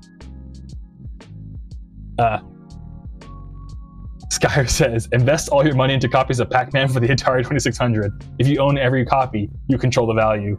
Spitting, dude. Arbitrage, let's go. Yeah, and I feel bad because I have a buddy with like a bunch of pop figures that are all like mega signed and stuff like that. And I'm like, dang, did you kind of have like, you know, he controls like, is one of like the limited like Dragon Ball Z signed by the Dragon Ball Z voice actor pop figures, you know what I mean? Like, what's it called? Verified by like actual people and stuff like that. But then the pop figure stuff like kind of like went under. So I'm like, dang, dude. You like low-key controlled the value until like people stop buying. I don't know, it's kind of crazy. But you are, I saw the thing with the Kabuto King, if you're familiar, Skyer, where the guy bought every copy of Kabuto for Pokemon, and he started selling them for like way higher than what he bought every single one for on eBay. So yeah. But Gorok, Chibif, what we doing? Good to see you, dog. We're signing CDs right now. We're signing all the CDs. I mean, can you see the sign? I'm probably blocking it. Oh my, no! Well, that happened. You can't see it on the, but I'm signing these. There you go, you can see it now. Signing CDs. That's what we're doing. Normally we pack orders right now, but I have to sign all these CDs, so I was like, I might as well do it right now. Rosa says inflation. That cool limited edition figure, merchandise from my favorite series. I suck at saving. Yeah. Yeah, that's the thing about saving too, is it's kind of like, yeah, it's hard.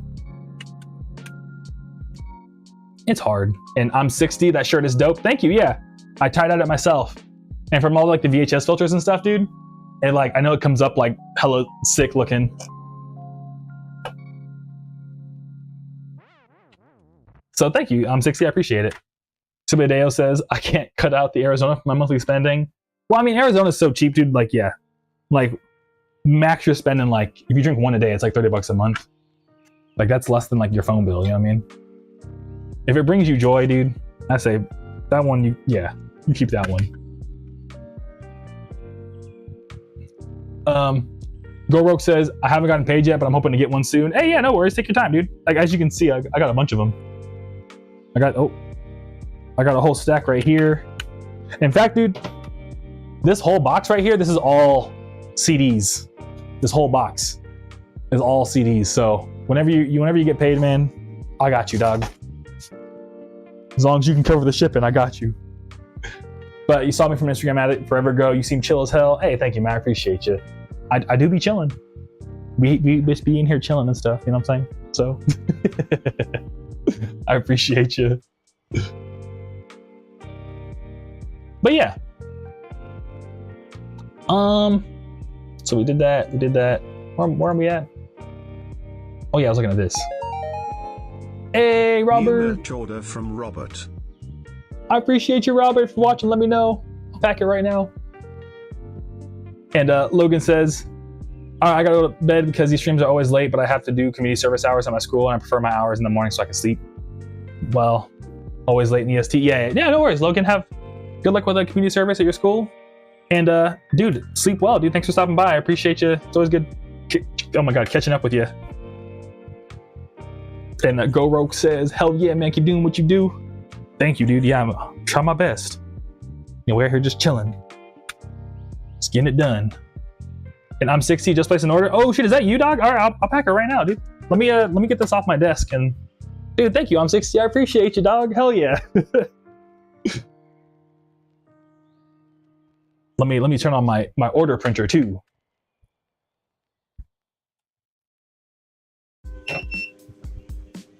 Oh, this is one right here. But I appreciate you. I'm 60. Yeah, I think you got a vinyl. If that was just you, so let me not use this desk to pack vinyl because I have more space to like.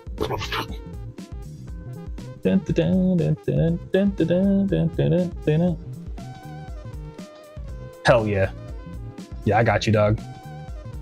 And I've been waiting for a while. Finally pulled the trigger. Thank you, dude. I appreciate you. Yeah. Well, I'm glad today's the day, dude. Hell yeah. And I don't know. It's always nice to like be able to be like, yo, thank you in person. So I don't know. Thanks for waiting till now, because now I can be like, yo, and I can hook it up with more stickers too. So I'm gonna throw a gang of stickers in that and this for you. And yo, Gab BX, yo, Groovy, what up, Gab? How you doing, dude? How's your day going? How's your Tuesday? All right, I can print this for you. Da, da, da, da, da. And then, sick. My bad, I'm 60. I gotta, Gab's big chillin'. Yeah, I can't show you, but I just gotta put these back, and then I got you.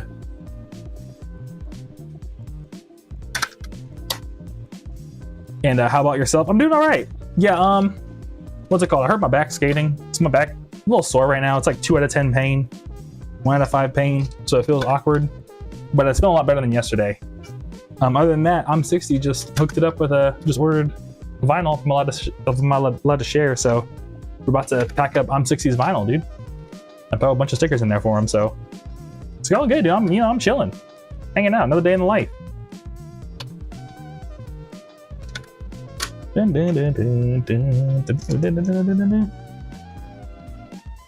yeah, but what else do I want to bring up with y'all?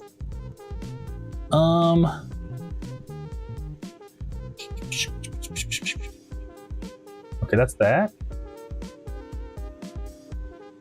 Oh my god.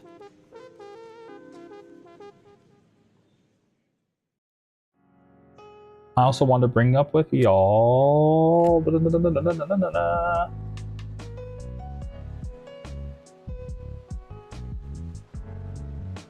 Oh yeah, this is actually, I was gonna make a Kaiju Club email about this at some point, but I think that a big reason why I super got into like being like I don't know, let me reply to Gab real quick. Gab says, "Hey man, I pray you heal and get better for real. Hope the rest of your day goes smooth, fam." Thank you, dude. I appreciate you, Gab. Yeah, healing's going well. Yeah, like this morning I've gotten a lot better. I might go to the gym later, but it's like my back problems have been like a thing for a while now, so I purposely designed my gym workout around not putting stress on my back. So I went to the gym the other day and it wasn't too bad. So yeah, I think we're gonna be good. Oh, it's Gabe Axe. I'm sorry. I'm sorry, dude. Because there's no space. I was like, you know what I mean? But yeah. And Gallon says, Puto house, homie. I don't know what that means. But I appreciate you stopping by. It's good to see you. But yeah. Lamau, you're straight, gang. Yeah. It's all good.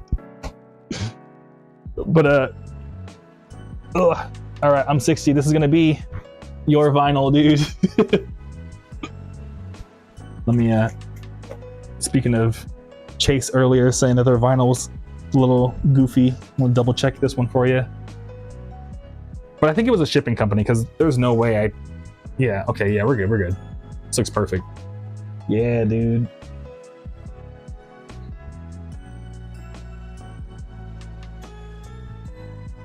Put that together for I'm 60. All right, let me grab you a bunch of stickers, dog.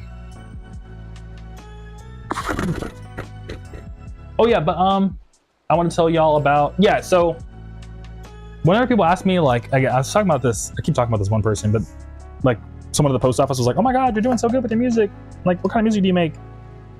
I usually, you know, like a lot of the samples are kind of heavier, on the heavier side. So like, it's debatable. It's like, is it a sample? Is it a remix? I don't think either way. I don't really, you know, I'm still paying the original artist. So I mean, like, yeah. You know what I mean?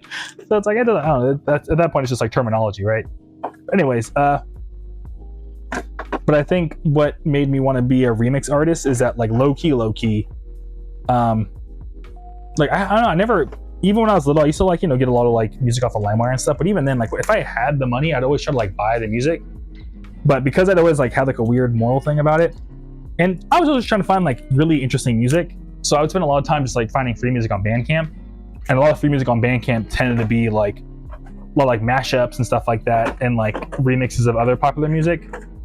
So because of that, a lot of the music I was listening to growing up was like crazy like Wu-Tang Clan remixes and stuff like that, or like chiptune flips of like rap songs, and like stuff like Pop Goes Punk, dude. Do y'all remember Pop Goes Punk by any chance? Like for example, like Of Mice of Men did like the craziest like post-hardcore emo cover of Blame It on the Alcohol by Jamie Foxx. So I would just listen to stuff like that growing up all the time throughout high school, just crazy covers and stuff like that. So as I started making my own music, I started like leaning towards like, oh, I want to make like, you know, like C-pop flips and stuff like that, and like covers of whatever. So I don't know. So I think that's just like a big reason why I ended up becoming Groovy Kaiju, was just because like I was trying to find like weird music on Bandcamp because it was all free, and I didn't want to like go and I don't know, I didn't really want to use LimeWire and stuff. I forgot why, but it was, I don't know, I just like supporting small artists anyways.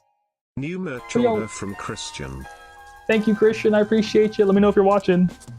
But yeah, I'm 60. If you're still here too, here's all the stickers I'm putting in your vinyl for you. So I appreciate the support, man. I mean, you can't see them. I don't want to drop them, but you're getting a whole gang of stickers on me. Oh yeah, Bus, good to see you again. Hey, I like to make cover music over songs like Stall from Minecraft or It's Going Down Now from Persona 5 and stuff like that. I want to make a cover of your cool song, Never Ending Dandy. Hey, hell yeah, dude. I appreciate it, dog. Yeah, making covers is super sick. I'd be stoked to hear your covers, dude. I know you just emailed me. If you're down to like send another one, dude. And Bus says, is it cool if I do something like that? It was the first thing I heard of yours and wanted to support it for real. Yeah, I mean, like, if by cover you mean like you're down, like how are you doing your covers? Are you just like doing like in a guitar or something, or you doing like remixes? Or how are you doing them? Because I mean, technically, like the sample I used in Never Ending Dandy, you could always like, what's it called? It's like actually publicly available. I could like send you the sample too if you're very curious. But it's in like a producer loop sample pack thing. So yeah, so either one. Oh, you email me, we can talk about it. But I think I did see your email come in. Let me resend your thing real quick for you while I got you, Bus. Jupiter Hope, Persona 5 mention. I know, dude. Low-key, I still need to play Persona 5. I'm lacking. But what's funny is that that's something that like I haven't played the whole game for, but I listen to the soundtrack all the time. This is kind of funny. Oh my god, my computer's running so slow. I'm not dropping. Okay, cool. Blah, blah, blah, blah, blah. Hey. All right, let's get you your downloads. Oh my god, my computer could run faster. Oh.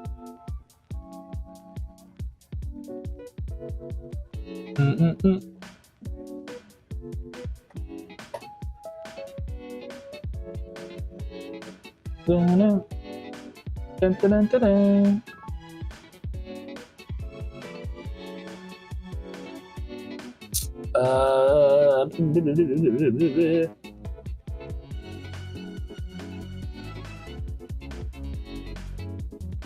All right, Bus Collie. I saw your real name, but I'm still gonna, just so I'm not doxing y'all, I'll keep saying Bus.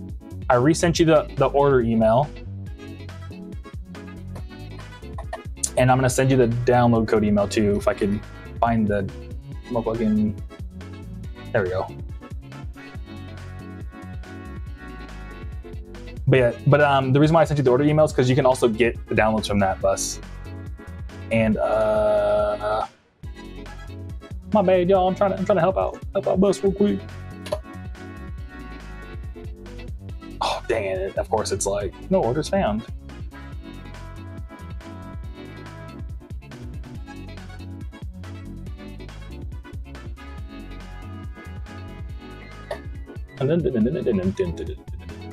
But Jupiter says also hi. It's Gorok on IG. I just moved here. Okay, sick Jupiter.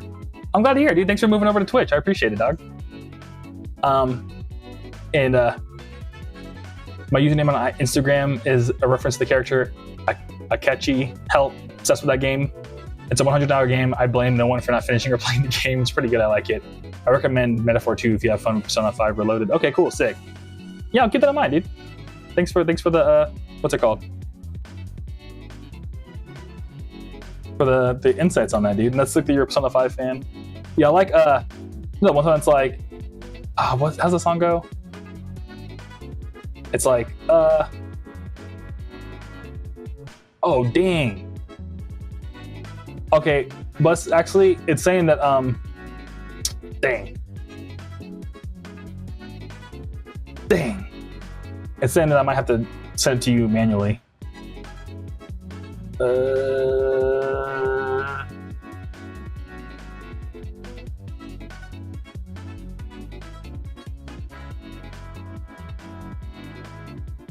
Yeah, this is gonna take me a while, Bus. I'm so sorry. Real quick, I'm live on stream. Oh my god.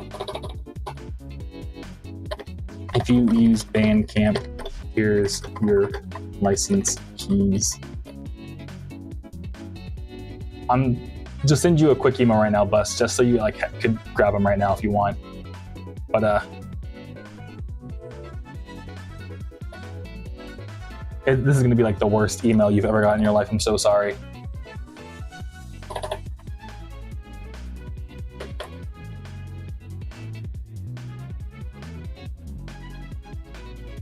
All right, that should be good enough, Bus.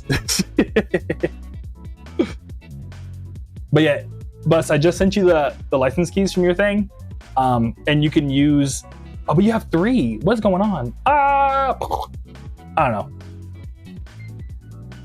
I'll send you the actual links to everything later, because yeah, my Shopify thing was like being all goofy, but I at least gave you 2 of them for now, Bus. But Bus says that they play a bunch of instruments like trumpet, trombone, guitar, bass, and stuff. And they transpose the songs onto MuseScore and play them. Oh yeah, that's perfect then. Yeah, if you're just transposing them, Bus, dude, like feel free to transpose and drop it. That's sick, dude. And I'm 60. I put the stickers in your vinyl for you, and I'm gonna sign it right now.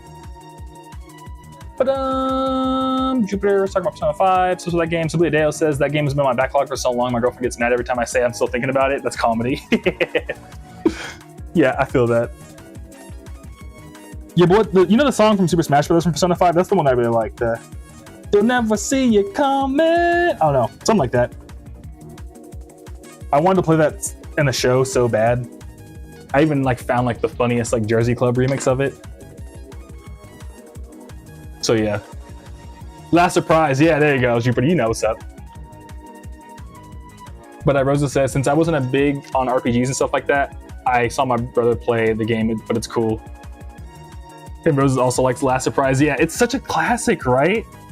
You'll never see it coming. Oh, it's such. I was like, bars. That's real music. You know what I mean? Yeah. And Jupiter says, I'm working on art commissions right now. This is not for the week. My first commission ever, and it's a highly detailed VTuber. Saved me, dude. Yeah, you know, commissions are a whole thing, dude. That's for sure. I feel you on having to do that. But let's get 60s vinyl together. But yeah, Rose is also like Last Surprise. Somebody else says Last Surprise is the only one I think I know. That's because of the Smash and memes. Yeah. Yeah, I forgot. I saw there's some like I could never find it, but there was a hella funny meme of it had something to do with Fairly Odd Parents and like Persona 5 and that song. And now whenever I think of that song, I think of that one Fairly Odd Parents meme. But I think I forgot to save it. But yo, Jupiter, dude, thanks for subscribing. I appreciate you, dog.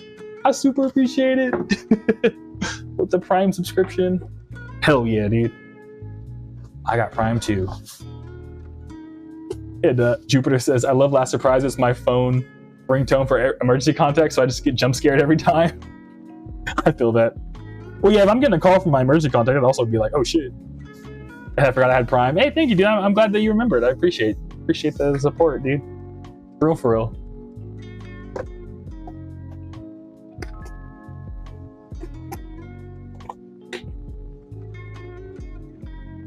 And hey, we're 25% of the way to completing the sub goal. Hell yeah, dude. I appreciate you. And Jupiter says, I have to go back. I'll be back some other day. Enjoy your stream. Thank you, Jupiter. I appreciate it, dog. I appreciate you stopping by. Thanks for putting us all on for the Persona 5 mention. And good luck with the VTuber commission, dude. We're all wishing you the best. You can do this. We believe in you. Ooh, god damn it. Also listen to Whims of Fate bass Persona 5 song. Okay, cool. When I rewatch the VOD, future me, listen to Whims of Fate Persona 5 music. Hell yeah. But sick. Alright, we got Bruce. We got Bus. Bus is a thing. Talk about Pop Killer Punk. But yeah, like for example, speaking of remix music earlier, y'all listen to the Jay-Z and Linkin Park album that came out like way back in the 2000s? That kind of slaps, right? Like whatever happened to like official mashup albums, you know what I mean? Like those were a thing back in the day.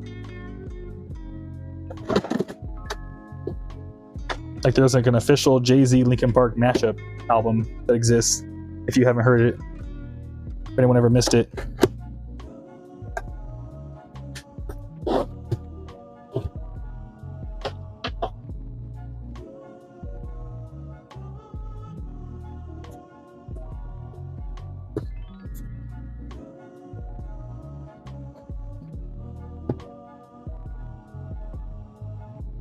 Yeah, speaking of Linkin Park, one of the best shows I ever went to was Linkin Park. But the thing that's kind of funny about the story is I think I was like, I want to say 14. My buddy's parents took me to like some wild music festival. And Skyer says they vaguely remember the Linkin Park Jay-Z album. Yeah, dude. It was the thing. And it kind of slaps, dude. I mean, it's very much of its time, but it kind of slaps. But yeah, I went to a music festival and like Linkin Park was one of the headliners. It was like Linkin Park and then Tool right after, which is also kind of like a interesting lineup. But my buddy's parents wanted to see Tool, and like I was like, hey, I like Linkin Park, you know, maybe down. And they were like, ugh, we're gonna go get a beer, because they weren't like into it as much as I was. So it was me and my buddy Kevin, and we were standing right next to this one dude, and he was smoking, like honestly to this day, like I don't really smoke at all, but like it was very obvious he was smoking weed. New merch order from Riley. Hey, thank you, Riley. I appreciate it. If you're watching, let me know. I'll pack it. We're packing I'm 60's order right now, actually. But yeah, I don't smoke weed, but they were smoking like the biggest blunt I think I'd ever seen in my life. And like it was like a grown adult, and he was just like, yeah, like smoking, and like I don't know, I was a kid, but I was like a tall kid, so he would just like turn and like blow the weed away. I remember I was getting like just faces of like secondhand smoke of his weed, and I wasn't like trying to be there. It was just like, I guess I'm here, you know what I mean? I just remember it smelled like super strong. Anyways, so pretty much then Linkin Park goes on, and they then proceeded to play one of the best concerts of my life. And I was like, I can't either tell. And like the thing is, I wasn't like a huge Linkin Park fan, so I was like, either A, I'm like secondhand high right now, and this is why this concert's so good, or B, they just happen to be one of the best performing bands I've ever seen in my life. You know what I mean? So it was hard for me to discern. But Linkin Park was amazing live. And it was when Chester was still alive and stuff too, so it was like super dope to see that. But Sibley Adeo says, I've been recommended the Jay-Z Linkin Park album before. I heard Numb / Encore before, but it's been a long time. Yeah, that album's old, dude. And Sour Rainbow, my husband loves it. That's sick, dude. Yeah, it's a really good album.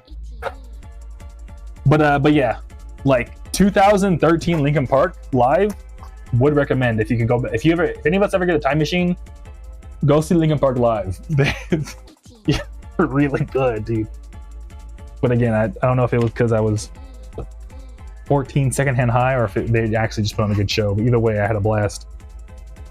And I remember my buddy was there too, and they weren't like into Linkin Park. I was the only one that really liked Linkin Park. And I remember they were also like, "Damn, I think that was kind of like the best show we've ever been to." And I was like, "Right? Like, what the heck?" And he was like, "I don't even like Linkin Park," and I was like, "I know, dude. That was crazy." Hey, Isaac. New merch order from Isaac. Thank you, Isaac. If you're watching this, let me know. I'll pack it right now. But yeah. So shouts out Linkin Park, dude.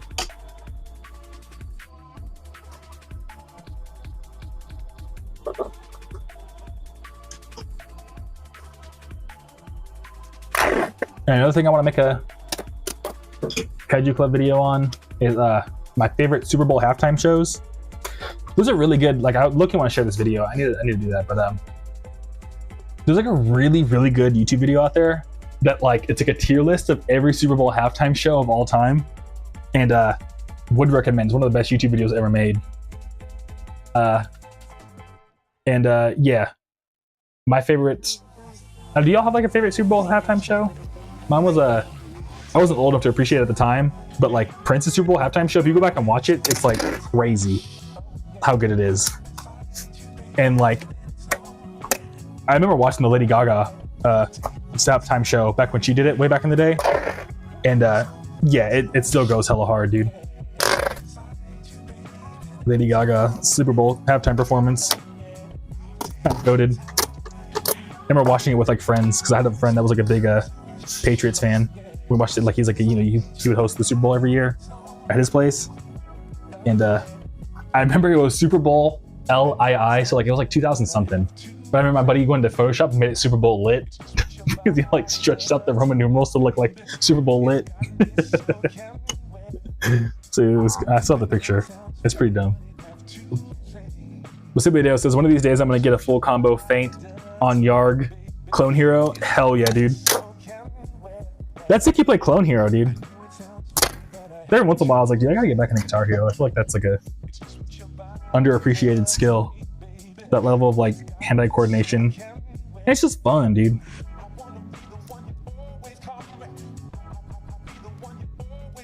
That's speaking of we were talking about your YouTube channel, Simply Dale. That's because you guys started the Clone Hero YouTube channel, dude.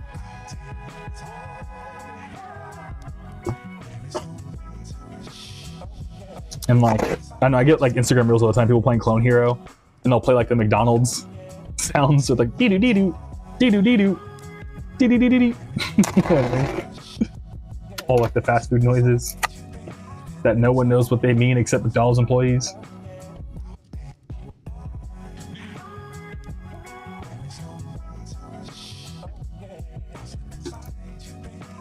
And Subadeo says, favorite halftime gotta be Black Eyed Peas. I vaguely remember the show, but I know for sure.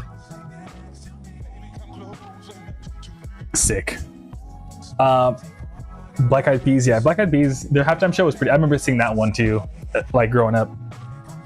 Every time I think of Black Eyed Peas now, I'm like, that one line where they're like, we're so 2008, you're so 2000 and late. I'm like, hell yeah, dude, I want to be 2008. But Buzz says, not to bother, could you send the Monster Zero download? I don't want to disturb your work too much. No, you're not disturbing me, man. Honestly, I just get like overwhelmed. I'm just like, oh. You know, the Mr. Krabs meme where he's like, oh. But here, let me just do the proper thing. I don't know, I also want to write you like a proper, what's it called, email. But let me find that for you real quick. Probably do it fastest through Monster Kingdom.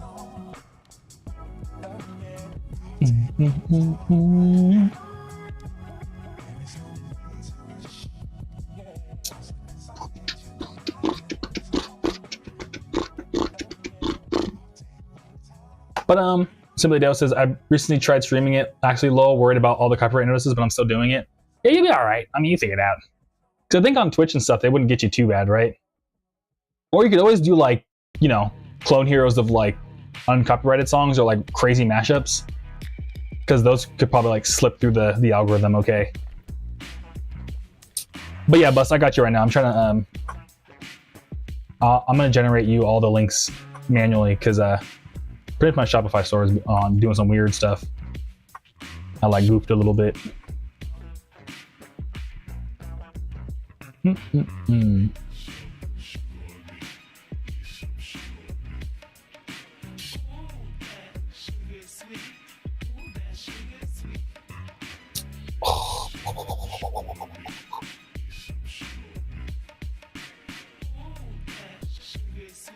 Dang, I really made this as hard as possible for myself. This isn't your fault, Plus. This is, I messed up. Whee. But I mean, I can still talk to you. You all good, man? I don't mind about people being proper and all that. Okay, cool. Yeah, I appreciate you.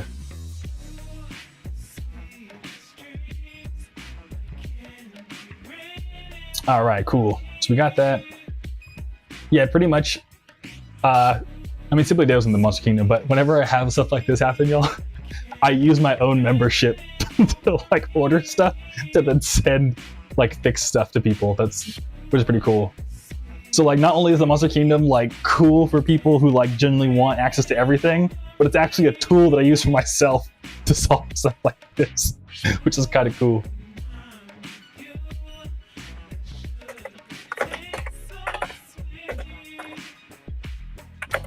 You for letting me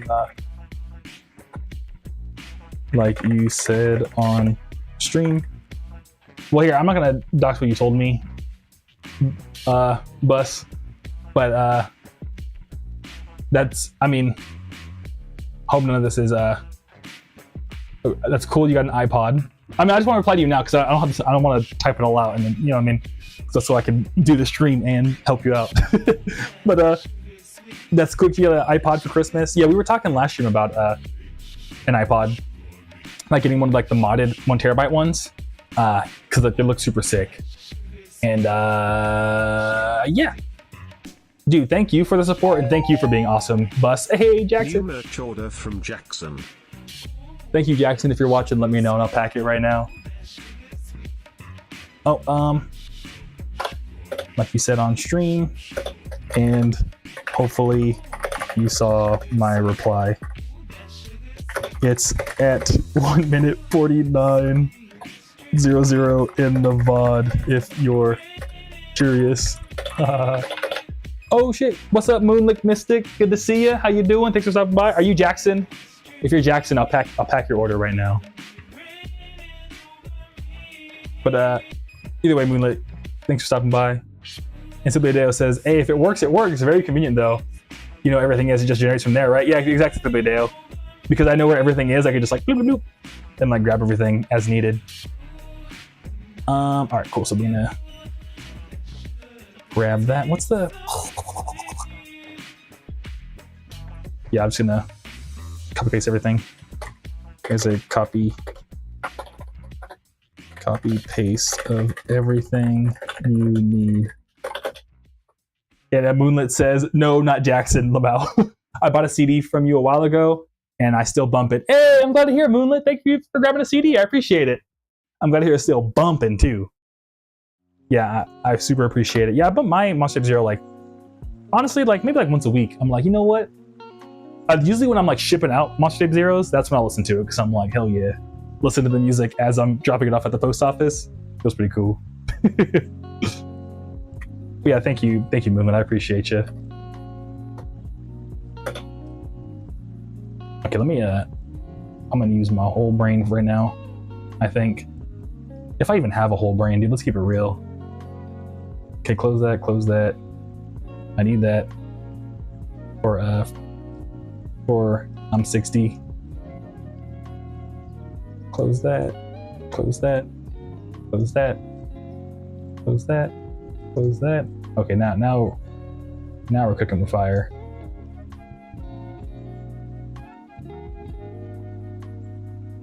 Copy link address.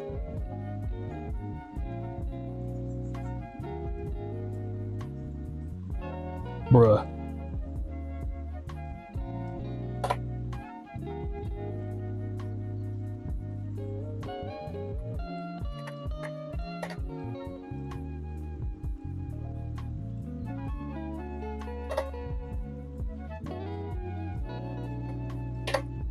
Oh, we're schmoving, y'all. We're schmoving.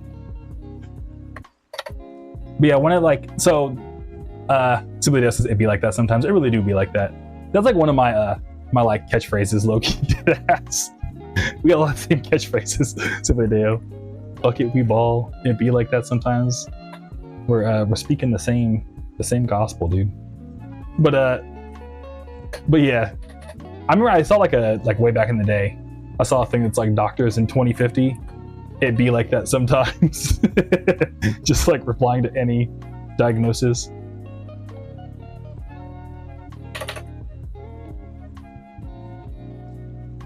All right, cool.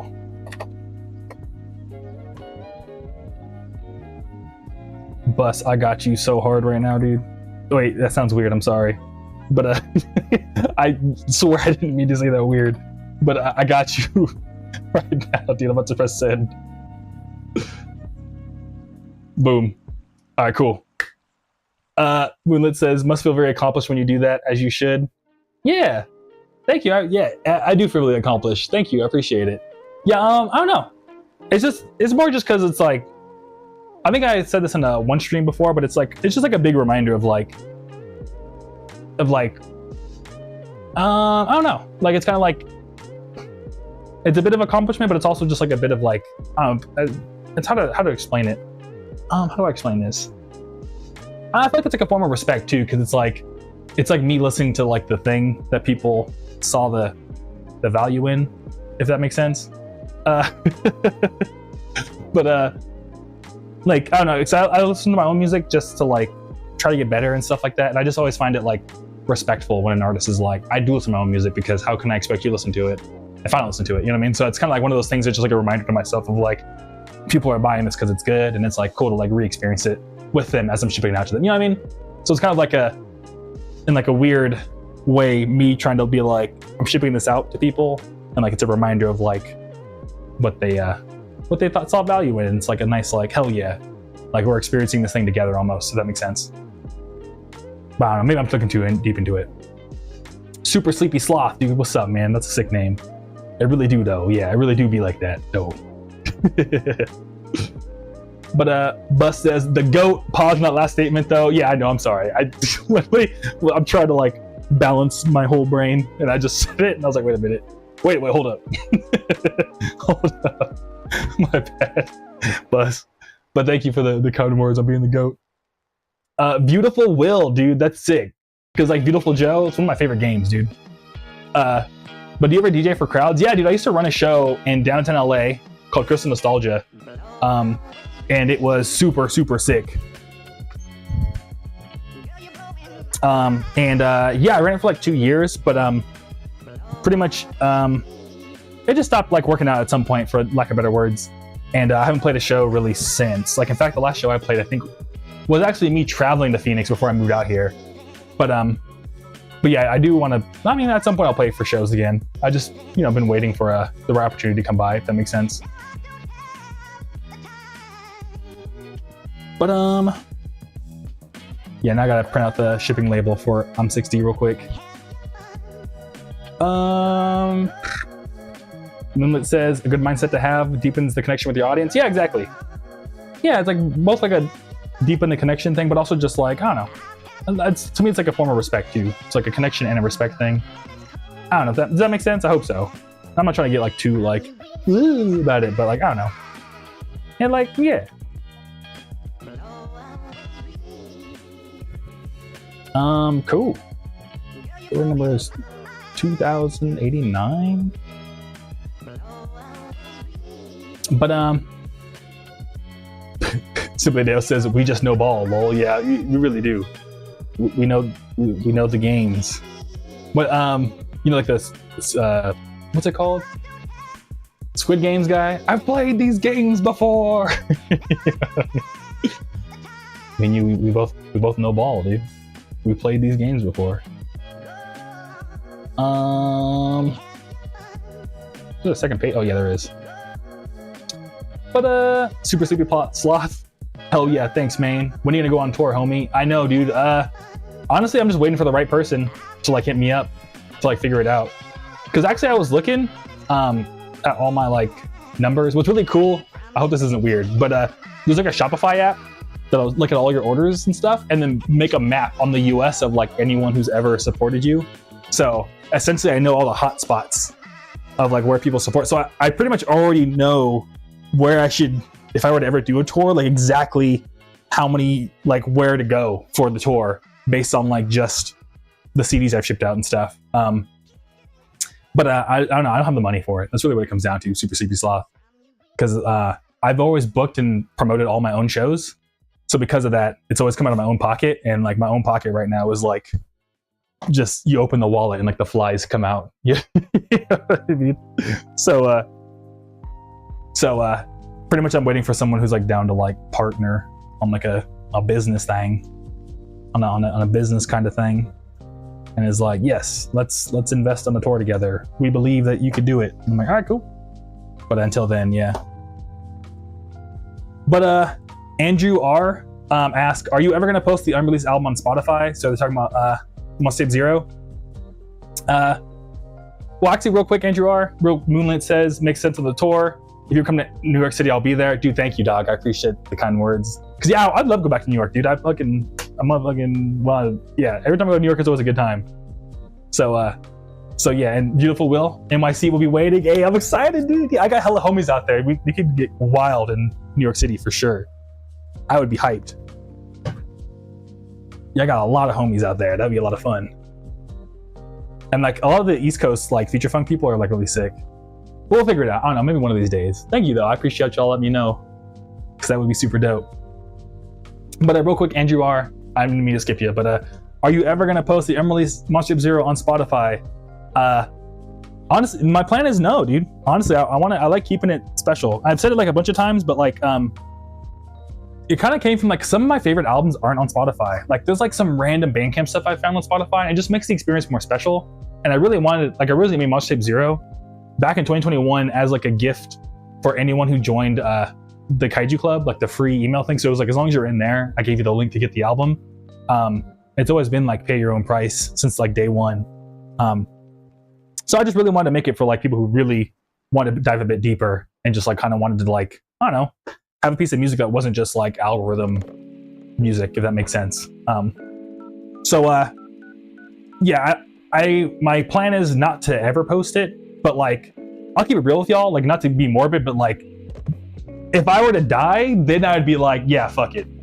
You know what I mean? But like, I think you'd have to kill me and then I'll post it. You know what I mean?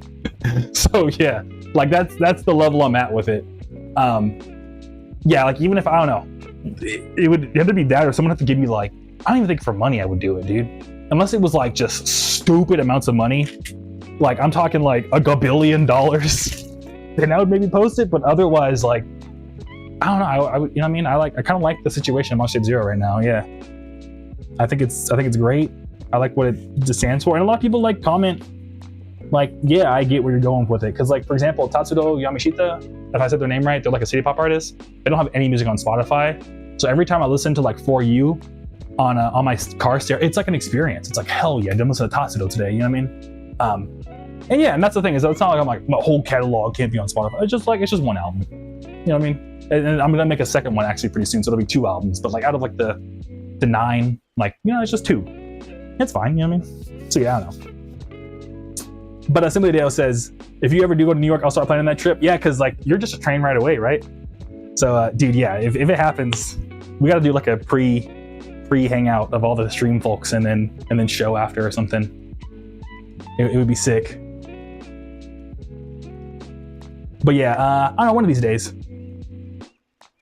I think if I were to play a show though, Super Sleepy Sauce says, I feel you, dude. I like to keep my dust bunnies warm in my wallet too. It's funny, Super Sleepy Sauce. Yeah, same. As soon as you hit up Austin, I'll spread the word like it's everyone's business for show. Hey, thank you, dude. Yeah, you know, it's funny. I read your message because I was gonna say, I think if I were to play a show next, I think I need to hit Texas, dude. Because the numbers in Texas are crazy. Like, if I went to Texas, it would be like, holy shit. Because just based on like where I ship orders, like I send a lot to Texas. It's like LA's #1 and then like Texas right after. So yeah. Which of course, if you look at the population of the US, it kind of makes sense that's the case. But like, even then, it's kind of like Texas is still like leaning as an outlier. Which if you really, really think about it, kind of makes sense because a lot of like, you know, DJ Screws from out there and stuff like that, like a lot of like just warped out music comes from Texas in the US.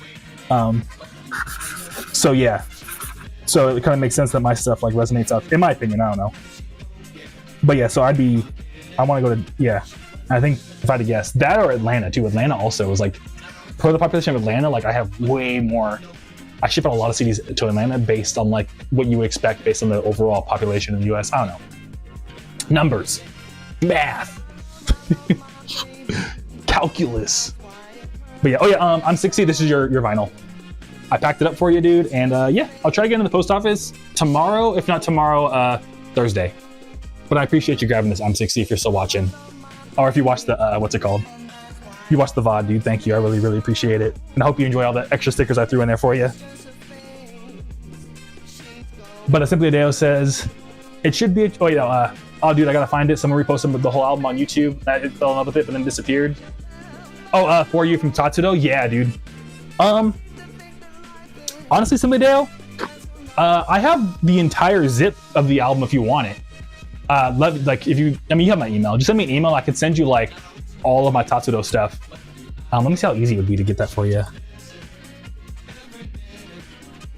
But yeah, I'm pretty sure I could just, yeah, Simply Dale, let me know. I did ask, like, I think I have Tatsudo's entire discography, and I could just send you a zip. Well, let me just download a straight album because I have like this whole, you know, we're both engineers. I have like this crazy thing that lets me I have my own like self-hosted thing.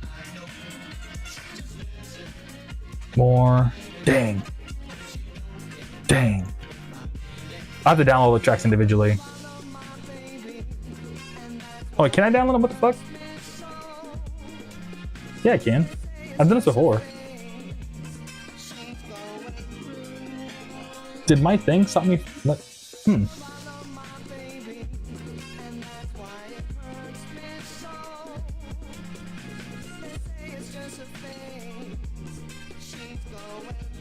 I don't know, but yeah, send me an email to Simply Dale. I can figure out how to get you this album.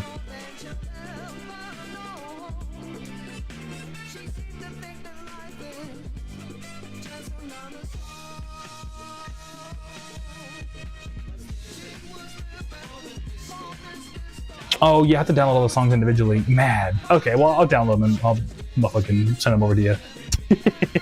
Yeah. But, Simply Dale says, it should be a train ride from where they're from to New York. I'd hope it would be so good, less of a headache. Yeah, exactly. Yeah, because I know Fiber is also on the East Coast, and they could train right over, and I think they're even farther away from New York than you are, so yeah. And Super Sippy Sloth says, fuck yeah, lol, hell yeah. Yeah, dude, I do, to be fair though, Super Sippy Sloth, I think, that's just a cool name too. I like your Instagram name, Super Sleepy Sloth. I'm hydrating for you, Roses. Thank you, Roses. I forget to drink. But to be fair though, Super Sleepy Sloth, if I'm not mistaken, I think Austin's, out of all the cities in Texas, I think Austin's least spot, but I'd still want to go out there because I have friends in Austin actually, funnily enough. But it's Houston and Dallas that look crazy, and in San Antonio is after. But like, even if I did a show in like Houston, Dallas, if I'm not mistaken, like kind of like close to each other, close-ish to each other. So I'd have to like bounce between both. It would be like if my numbers are right, it would be like a 400 person show. It would be big. But I don't know how Texas gets down. But you know, they do say everything's bigger in Texas, so we'll have to see. But Moonlit says ATL knows ball. Oh yeah, dude. What's cool too is Apple Music shows you who's playing your music on the radio, and there's some university in Atlanta plays my album on the radio every week. Like all of my Step Zero, just front to back once a week. Like one of the universities out there. So I'm like, yo, shout out to, I can look it up real quick. Shout out to that university. I think it's like SCAD or something out in Atlanta.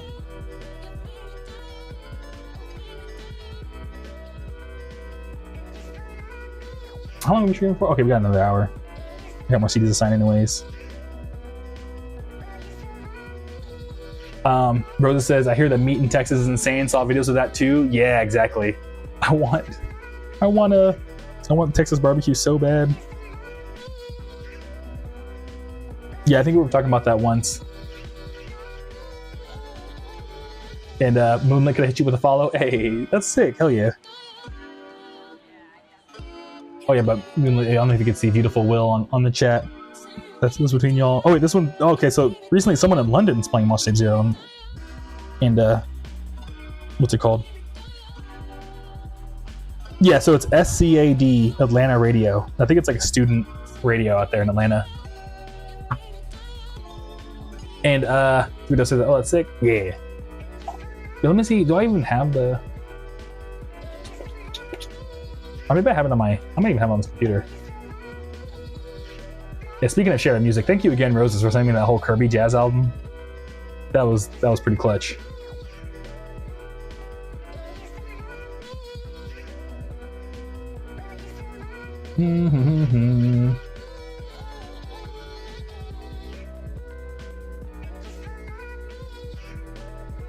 Yeah, I have to download songs. And Beautiful Will ask, also Groovy, why do you choose not to be on streaming services? Oh, yeah, I was just, what's it called? I was saying it's just Monster Tape Zero.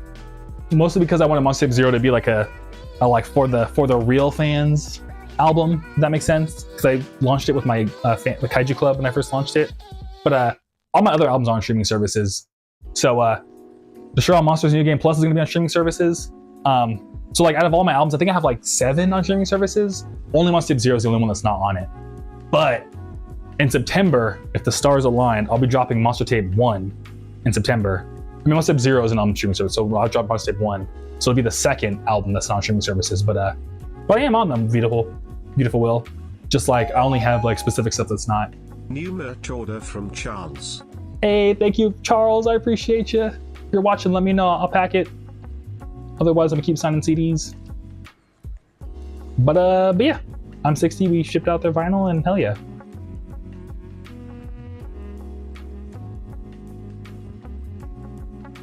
But yeah. And Rosa says, "Oh, no problem. It was awesome to listen to." Yeah, and it really is. It is super sick, Roses. But Beautiful Will ask, "What's your favorite track for yourself?" Dude, honestly, I say this every once in a while. Do You Love Me Too doesn't do good numbers wise, but Do You Love Me Too on Radical Reptar is my favorite song I've ever made of myself. Like when I made it, I was like, oh, it's pretty good. But like the older I get and the more I listen to it, the more I'm like, this might be the best song I ever made. But for myself, like I think like VTech or Orca is probably the best song I ever made, but Do You Love Me Too is just, oh dude. Do you love me too? Bar.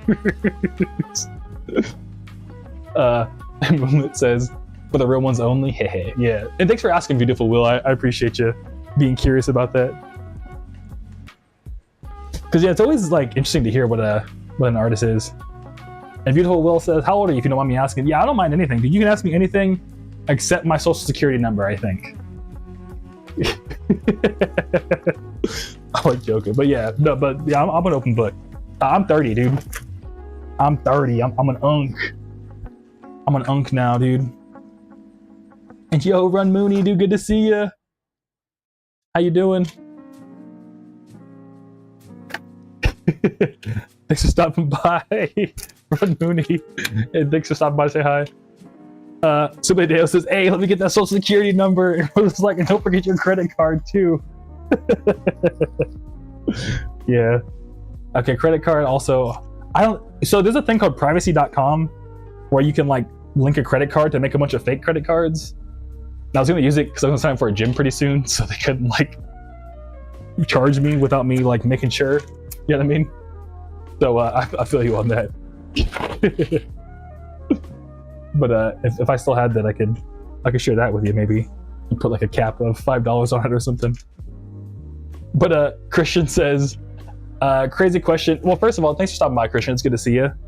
What's your creative process? Oh yeah, thanks for asking. So my creative process is kind of funny, but what I do is essentially, like my creative process as of right now is every Black Friday, there's a bunch of like sample packs for producers that are out there. So what I'll do is on Black Friday, I'll go and I'll listen to like a bunch of them, and then like I'm talking like a ton of them, and then they all have like demo tracks in there, right? So you'll like listen and I like check to see like, okay, is there anything in here I could sample or something like that? And then I'll find like maybe like 100 sample packs that came out within the last year, and then I'll just like get them all for like half off because it's Black Friday. And then with all that, I'll have then like, you know, maybe like 200 gigabytes of just samples that I could just use throughout the year to like look through. So then what I do after I have all my samples, then I organize them all. And then what I feel like doing is, what's it called? Oh, real quick, Moonlit says, have a great night. I'll have to join Twitch next time. Thank you, Moonlit, I appreciate it. You have a great night too, and I appreciate you stopping by and for all like the stopping in and all the kind words, dude. It means a lot. So yeah, catch you around. Have a great nice night, dude. And real quick, let me real quick. Beautiful Will, I think, Lamau. Luke, good to see you, Luke. Thanks for stopping by. Have you ever tried docking? I don't know what docking is, so if you don't, could you explain that? Well, I answer Christian. And Beautiful Will, do you sample songs? Yeah, I'll tell you about that right now, along with Christian's question. But yeah, so after I get all these sample packs from these like Black Friday retailers and stuff like that, essentially what I do after that is, you know, if I'm like, okay, cool, I really gotta release a song in like, you know, a month or something. So I'll just spend the day like going through and re-listening to all the individual sample packs and stuff like that. And usually what I'll do is I'll be like, what catches my ear?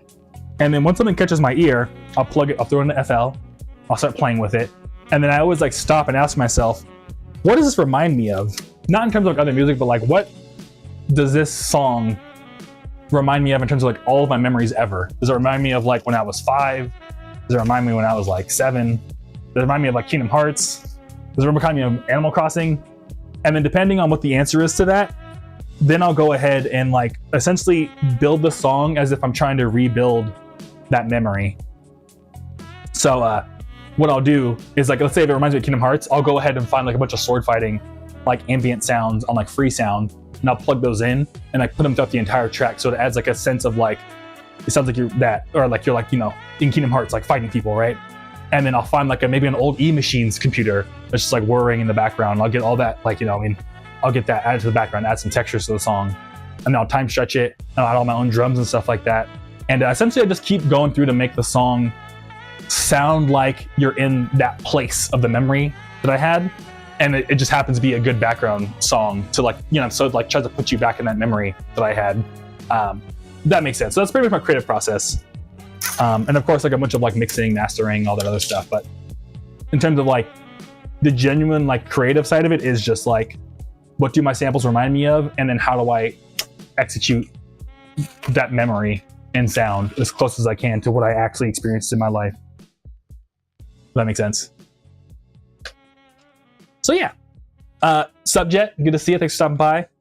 Hey man, just listened through the tape at its fullest, and I must say it's so lit. Hey, thank you, Jet. I appreciate it. I'm glad to hear you think the tape is lit and you're feeling it. And yeah, man, I appreciate you. How's your Tuesday going, Jet? And I'm glad to hear that it's lit, dude. And thanks for taking the time to listen to it, dude. I appreciate it.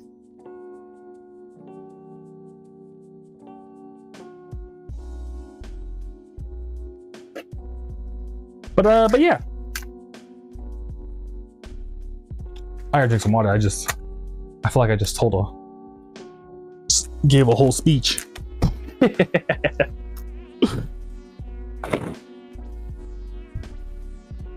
Oh my god, it's so much CDs.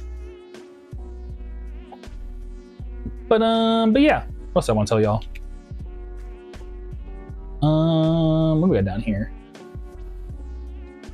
Roses hydrate. Yeah, thank you, Roses. I'm still trying to like figure out what's. I'm like, oh. Thank you, Roses. Cheers. But Jess says Tuesday is going great. Just got home from work and hopped on to say hi while trying to make some beats. Hey, thank you. Yes, sick Jet. Dude, good luck making beats, man. Making beats is a lot of fun. I appreciate you stopping by to say hi real quick, dude. What kind of beats you making, Jed? Are you doing like more like house stuff, hip hop stuff, trap, hyper pop? So I don't think I might have asked. I'm sorry if I asked already, but yeah, I forgot. I don't know if I ever asked what genre of beats you're trying to make. But yeah. But yeah, what else about my creative process? I don't really use a lot of gear. It's mostly just FL Studio. That's all I really do, man. I've tried incorporating gear into my stuff, but the only time I really use gear is when I'm playing live. And even then, I went from using like a launch pad and all that to just like using an iPad. Because like, it is kind of weird to have to press buttons on like a screen. Because like you're always like, oh my god, am I gonna like press the wrong button because it's a touchscreen? So you want something more tactile when you're playing live, but after a while, you're kind of like, nah, that's like an unfounded fear. I don't think I've ever misinputted more with a screen than I did with an actual controller. So it's just an iPad with like a Korg Nano controller, just like a bunch of knobs. So, but otherwise, yeah. Well, actually, yeah, I forgot to mention that. Oh, Jet real quick says hyperpop and vaporwave type of stuff. Hey, that's what's up. Yeah, low-key, I want to start making hyperpop one day. Hyperpop's kind of sick.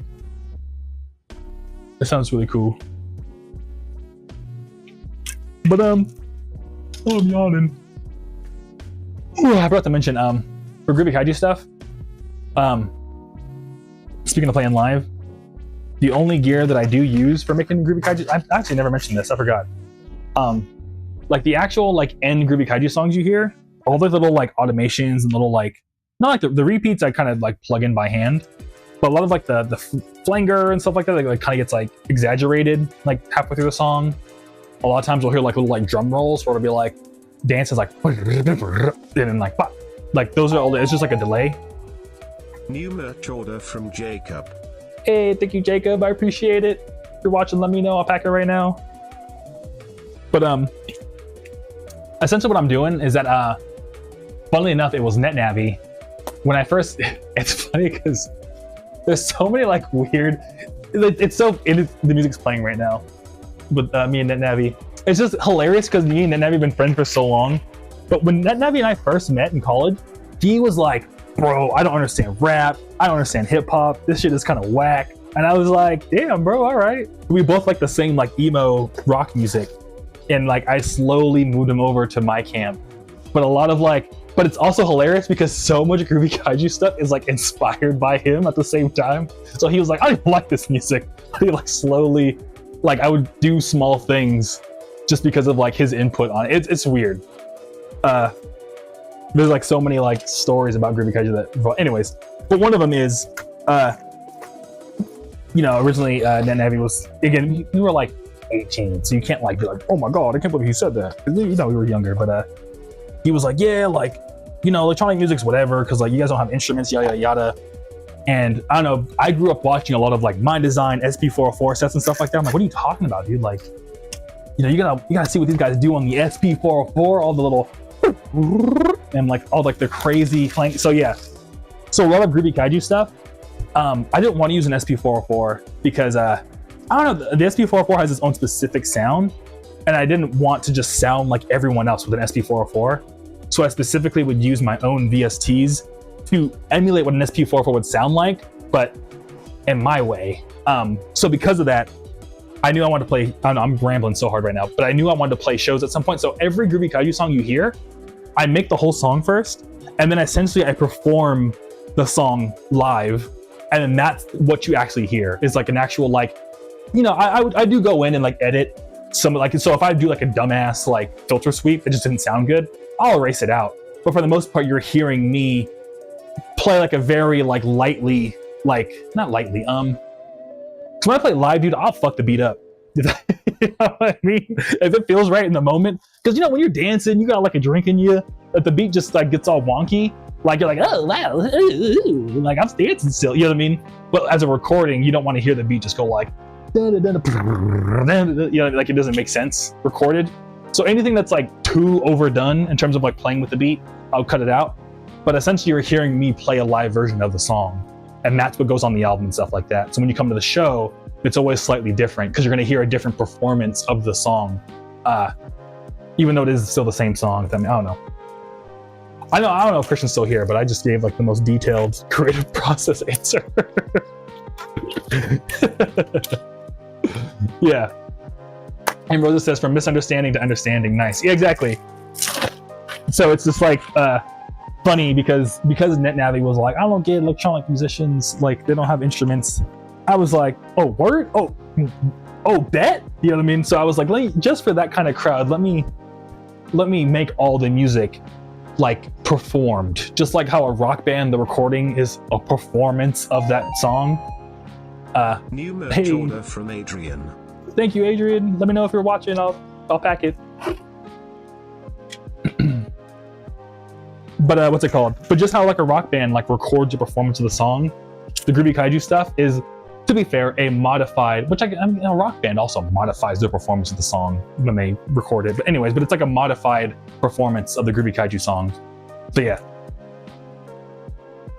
But Rosa says, also, that's such a cool way to do music. It adds a unique experience for your shows too. Yeah, exactly, Rosa. That's what I was like. Yeah, you see the vision, Roses. You get where I'm going. Yeah, exactly. Thank you, Roses. I appreciate it. But okay, Christian's still watching. Thank God. Okay, cool. Christian says, how do you record that live take? I look, you want to try that, but I haven't found a way to. So a lot of an FL Studio, at least, you can record the automation of like a MIDI controller when you press the record. So they'll ask you like when you press record, do you want to record notes or the automation? And you just click like notes and automation. And then that way, when you press play and you like, essentially mess with the mixer, it'll record what you did on the MIDI controller. And then you can go in and like edit the automation from there. But yeah, so what you hear though is me, like a recording of my automation of the MIDI controller, and then it gets applied to the song. So yeah. Or keeping it real, you could always just I don't know, if you like use a different device, you could always just like record the device. Like I know ST404 will just let you or like I just read Simply Hideo's message real quick, but like DJing will let you record like internally on the device whatever you're doing. So you can just get the WAV file and like cut that up in Edison or something. But yeah. But as Simply Hideo says, feel like that's the art of DJing in a way too, mess with the song in real time or for the set and make it stand out differently from the recording itself. Yeah, Simply Hideo, see? You get me, yeah, you get me, yeah. So yeah. But I only do that with Groovy Kaiju music though. I don't do it with my Aviscerall stuff and stuff like that. Just because I wanted groovy. I don't know why I did it only with groovy. But at this point, I don't know. I started doing it on Godzilla Saves Earth, like that one EP. And just, I don't know, just some of my favorite, the reason why I keep doing it for groovy is because I feel like Aviscerall stuff's more chill, so it's like a little too much to have all that different automation in there. But like for groovy stuff, like some of my favorite moments in songs sometimes are the like just stuff I made on a whim, like I improv through that whole like automation recording process. Like all like the delays on Mighty Morphin, dude. There's so many. Some of those were just like I did on the whim in the recording, and I was like, this is the greatest part of the song in terms of like ear candy. So I was like, I got to keep doing this. But yeah.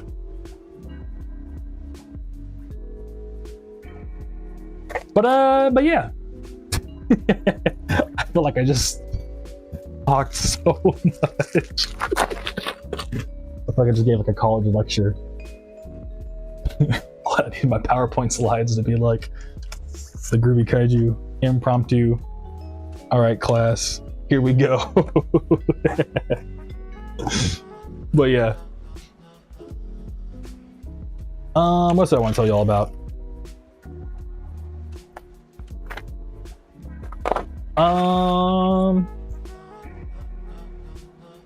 I went on my morning walk today. I saw my ducks again.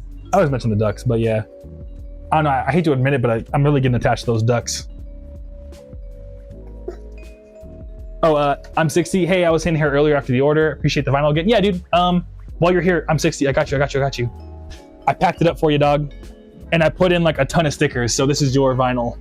I don't want to like dox your thing, but yep, I signed it for you and everything. But thank you, I'm 60. I appreciate you, dude. And yeah, dude, I appreciate you as well. And thanks again for grabbing the vinyl, dude. I'm gonna get it in the post office for you. I was saying either tomorrow or the day after. So yeah, just because my girlfriend is gonna help me pack with the rest of the orders, so I like usually go in like one big batch. But yeah, UW, appreciate it. I appreciate you too, dude. But you should expect that. You should already have a tracking link, I think, too, or it'll get emailed to you in about an hour. It does like this thing where like it waits just in case I have to change anything. But yeah, you'll get a tracking link literally like within like I think the next few hours. So yeah. Heard that. That's got a confirmation. Much love. Okay, cool. Sick. Much love to you too, dude. I appreciate it. Okay, cool. So, oh yeah, but dude, the ducks on the morning walks I hate to admit it, but there's like some ducks in a canal near me that I walk past all the time. I'm like, dude, I kind of want to adopt these ducks, man. I see them every day now. And at this point, they don't get scared of me anymore, which is also kind of like, oh,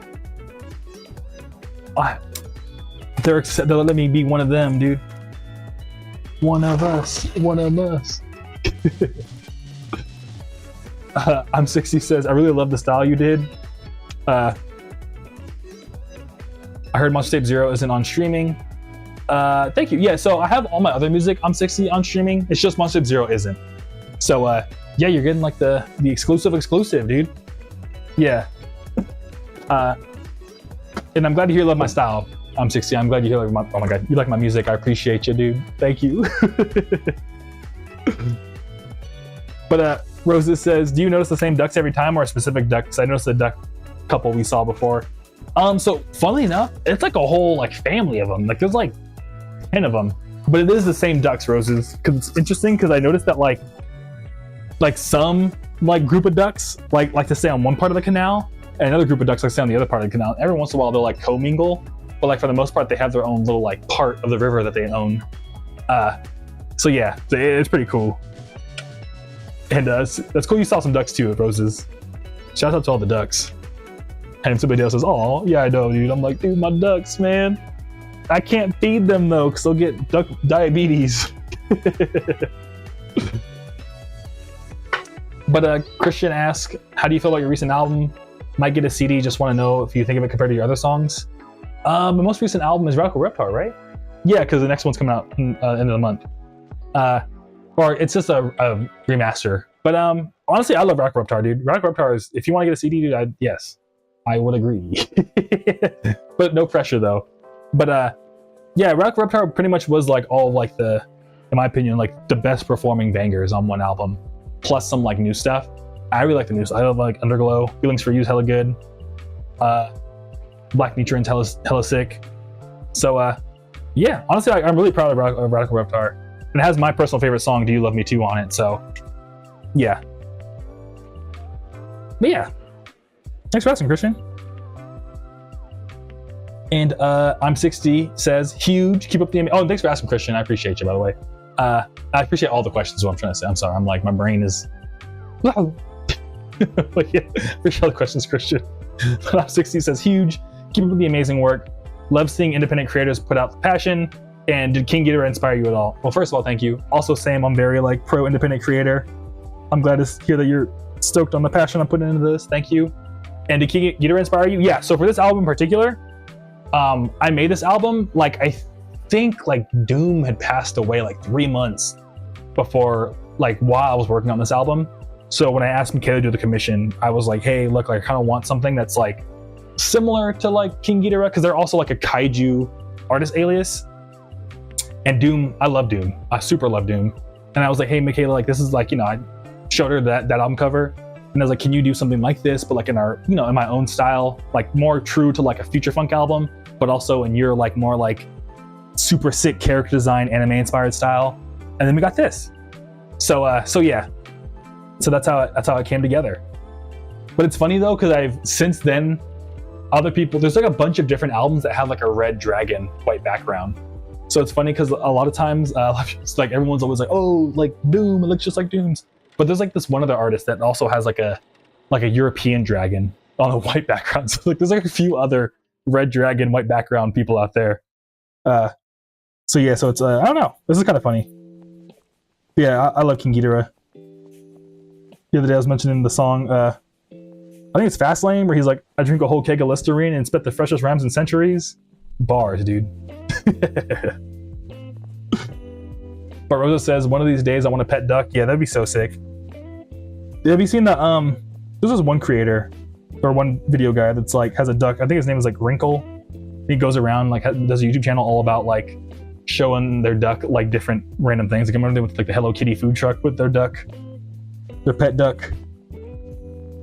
It'd be hella dope. But I feel like they'd be super messy, like beyond messy. But Michi Swaggy, yo, that's such a sick name. Recently got into music and I thought I'd pop in to say I've been really digging Destroy Monsters is Still Groovy.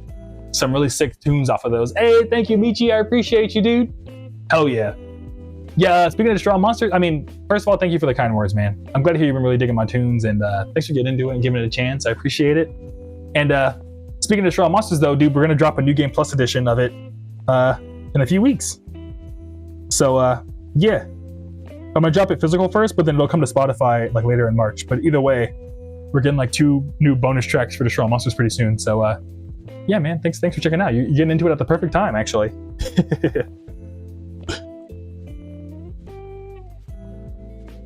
And then I'm 60 ass or says, I love Doom. This really got me into you. Hey, thank you. The album really fits the style of OG King Ghidorah since it has like an almost interstellar sound. Yeah, dude, thank you. Hell yeah. Yeah, I don't know. I've always been kind of inspired by like spacey music.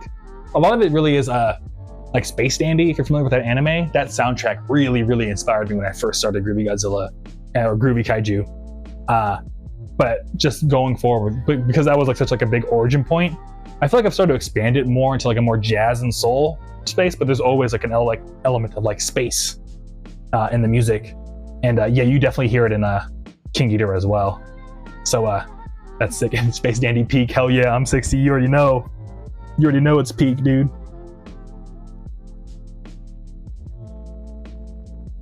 Hell yeah.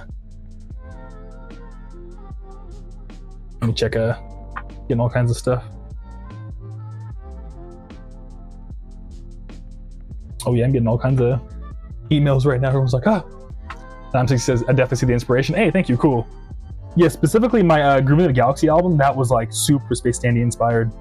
Because to keep it real, like since day one, I wanted to make like Space Dandy music with Groovy Kaiju, but I just couldn't figure it out. And then it wasn't until Groovy the Galaxy that I really got, what's it called? I feel like I finally nailed it, and I was like sick. So yeah. But I'm glad to hear you see the inspiration, dude. And Michi says, yeah, no, I have a January 30th marked on my mental calendar. Gonna pick up the vinyl so quick. Hey, thank you, Michi. I appreciate it, dude. Hell yeah. Yeah, I'm super stoked for everyone to see it. I still haven't revealed what the disc design is, but it's so cool. Not to be that guy, but yeah, I don't think I even have one. Yeah, I'm sorry, y'all, but I have to like climb through my dungeon to get one. But I don't know. I'm gonna put the photos up at some pretty soon when it drops. It's gonna be sick.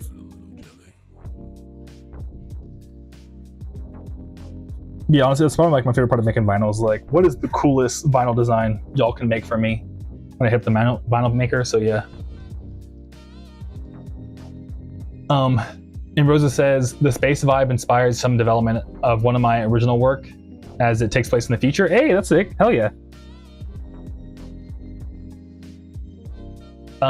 That's awesome. Yeah, I don't know. I want to make like time bending stuff too.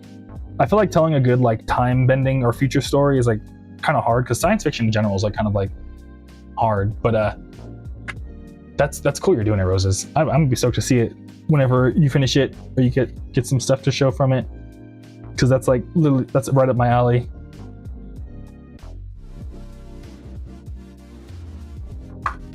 And I'm 60 says, but yeah, I gotta get back to work when it comes. Definitely gonna get my 2 copies of Ghidorah. We'll message you. I'll pick when it comes in. Much love and keep up the work. Hey, dude, I'm looking forward to seeing that picture, dude. And yeah, much love to you too. And I'll definitely keep up the work. You keep being awesome too. I'm 60. I appreciate it, dog. I'm stoked for you to get it. And thanks again for supporting, man. For real, for real.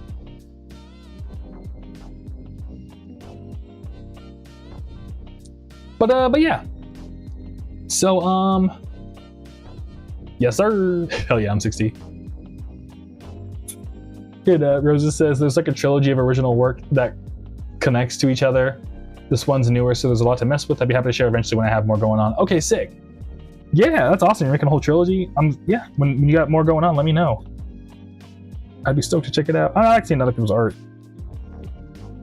Art is cool. Shout out to art.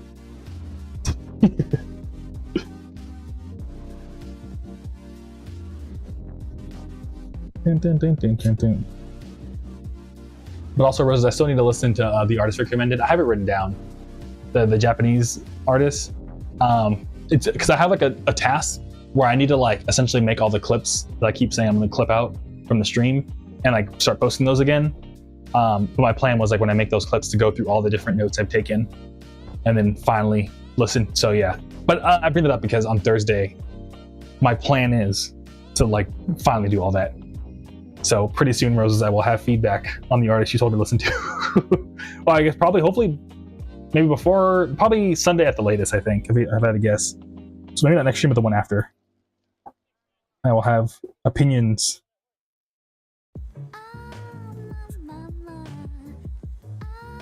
So what's it called? What's it gonna say?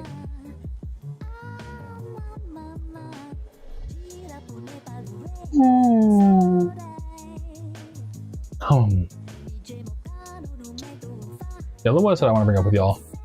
But it is getting late though. Oh, it's only 2. Okay, we got like maybe after we finish these CDs, I might call it on the stream.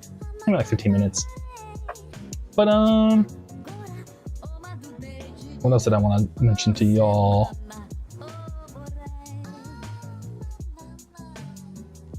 Dun, dun, dun, dun.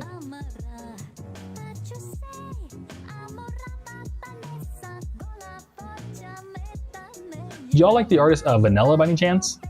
Oh, and Rose says, oh neat. Hey, sick. Hey! Dude, there's an artist, like a beatmaker named Vanilla. Low-key, that's one of my original inspirations for making music too. They're like not really like a lo-fi beatmaker, but they're like pretty big. But that's like one of the OG people I speaking to like finding people on Bandcamp back in the day. I found Vanilla like on Bandcamp in like 2013, I want to say. And they were like, before lo-fi was lo-fi, they were making like just sick, like back when future funk was still finding a sound where it was kind of like in this like weird place where it was like, is it hip hop? Is it like dance music? We don't really know yet. Like Vanilla made some like songs that were kind of like proto future funk, for lack of better words. Oh my god, I just marked my desk.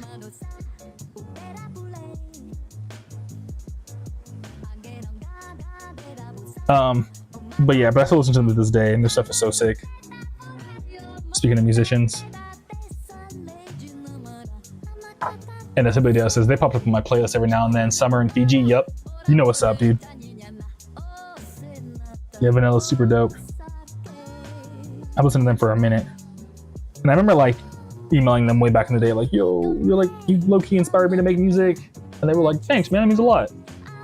But I think they've been like anonymous. Like they've never like revealed who they are. There's like a dude from London, I think, just making some super sick beats.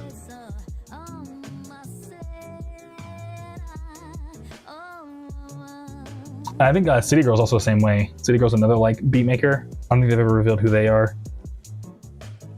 But I'm like, I need to know you like actually changed my life. You legitimately called out some guy who stole my song. I don't know what you look like. I don't know who to thank other than like your social media accounts. Which, you know, I mean, there's nothing wrong with them wanting to be anonymous, but it's still just like, you know what I mean?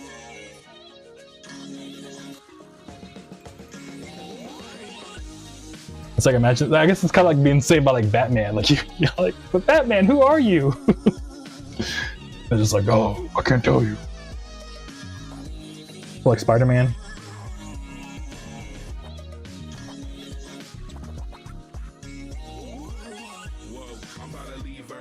But yeah. Oh, Dolly signed. Ooh.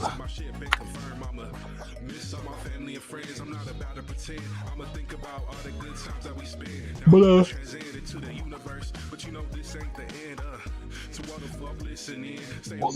have y'all ever watched the one video? I forgot the guy's name. I think his name was like, what's his name?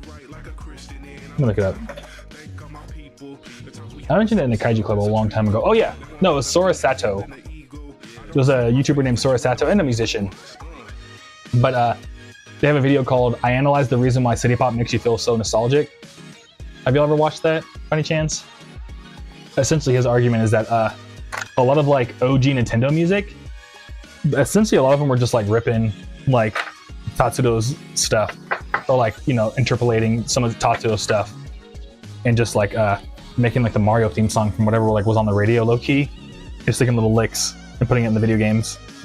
So like the Mario Underground theme is like literally straight ripped from a City Pop artist, which is kind of crazy. And like the Star Power theme is like ripped, not ripped, but like an interpolation of like a City Pop song, but just sped up. It's like, it's kind of crazy how much like City Pop actually low key is a lot of like early Nintendo music, and just early music in general, like 8-bit music is all just like, yeah. And a lot of Sega music, like Sonic the Hedgehog music, is like a lot of it's like ripped from Prince.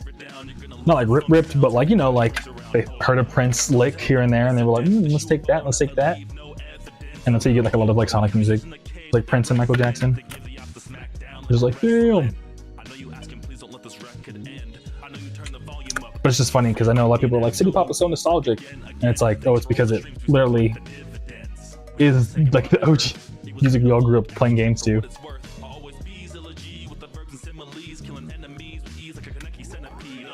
Sibley Dale says, I haven't, but I just bookmarked it for later. Hey, hell yeah.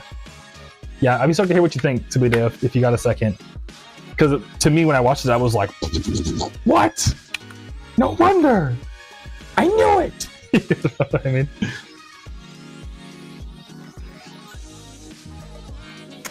But yeah, there's like a whole like low-key, there's a whole like world of like people, you know, like the, well, I guess real quick, Rosa says, wow, that's cool. Yeah, exactly.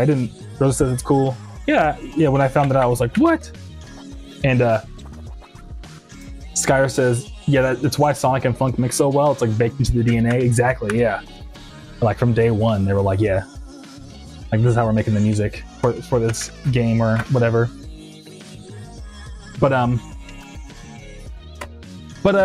yeah, but what's wild is that like after hanging out with the Toon Tokyo guys a lot, I mean, I don't know if Zaku's still watching, but yeah, hanging out with the Toon Tokyo guys a lot, like it's been interesting to see how like there's like essentially like there's like future funk people in terms of like internet music, but then like out of future funk people, like everyone starts with future funk, and like some people like spin off into like the City Pop purists, and they're like their whole world is like way different.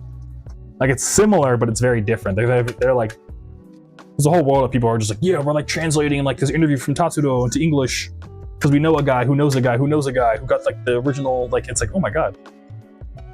And Future Funk Land, we're just like, yo, was there an anime gif on that? Hell yeah, dude. Oh, I never talked about the title of the stream. That's comedy.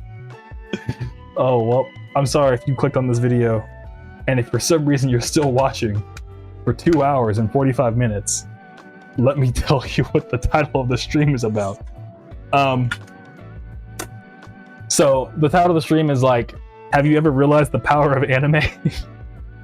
And the reason why I did that is because, and why I just remembered, is because, speaking of like the City Pop, like, you know, the thing of just like future funk guys are just like anime gif. Hell yeah, I'm listening to that. Guess what I kind of learned, dude? I hate to admit it, but like dead ass. If you're ever trying to like sell, not just for money, but like if you're ever trying to like get some like views on your thing or whatever, bro, put an anime girl on it, bro. For some reason, that works. And somebody else says, "Oh geez, lol." And Rosa says, "My brain thought you kind of mentioned it at one point." Yeah. Well, thank you for like trying to like help me out, y'all. I appreciate it. Or like wondering with me, but low key, dude. Like, if y'all ever need to like, I don't know, even if it's like a local business, something, just throw like a anime girl on it and see if it helps. For anime, anything, even an anime dude, even an anime boy, dude. So throw them on there, see what happens. Because it's crazy how like, I don't know, I've just learned like, you know, like the phrase, like, I mean, it's kind of inappropriate, but like sex sells, bro, anime sells, dude. Anime sells, dude. And not even like, you know, obviously I'm someone who's like benefited from it, but I'm also a victim of it, dude. Like you know how much stuff I've clicked on or stuff I've like given an honest look or try or bought because I was like, I hate to admit it, but there's an anime girl on it. This is for me. This is for me. Not even an anime girl, but just like anime in general. Oh, there's a Charizard on it.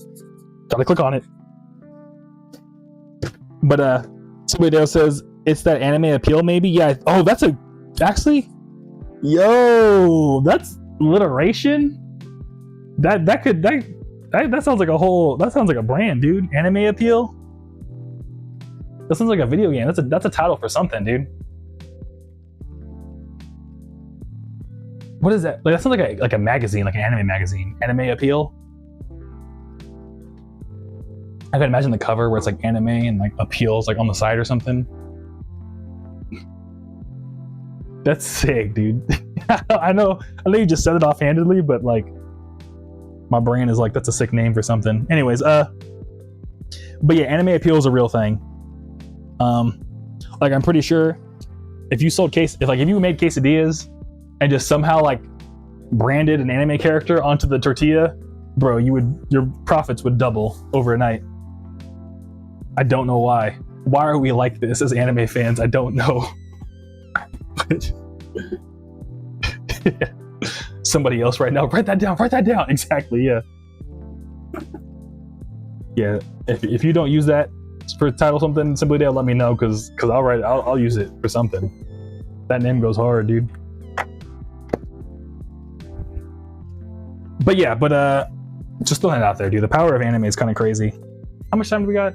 I could do one more batch of CDs.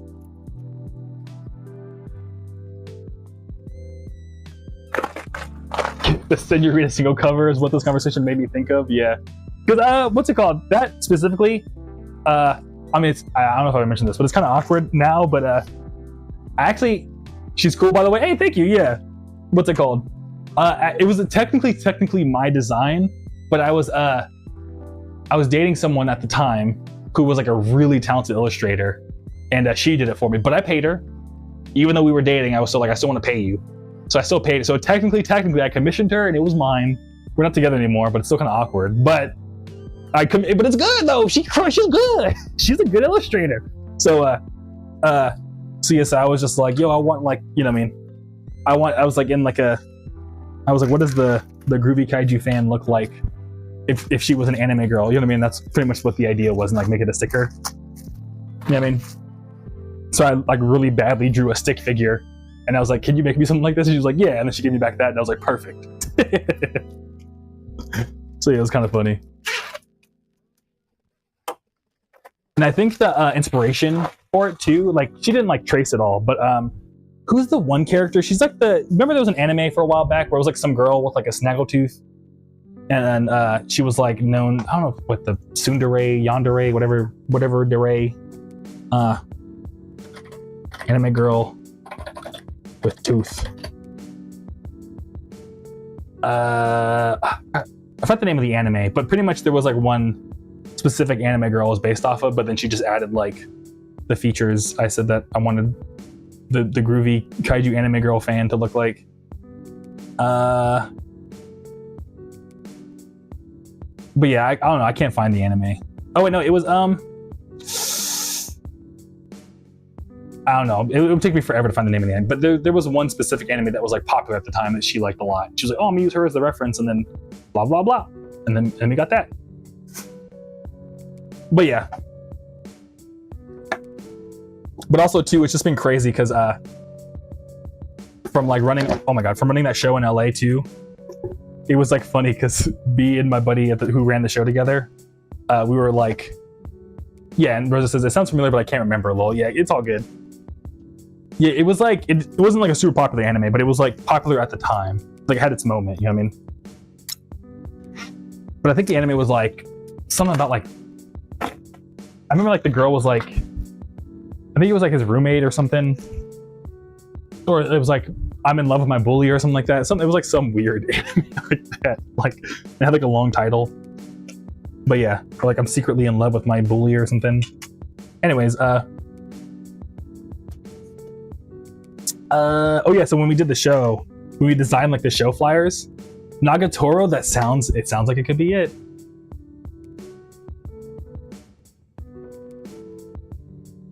Let me see. Yeah, so it wasn't Nagatoro, but I think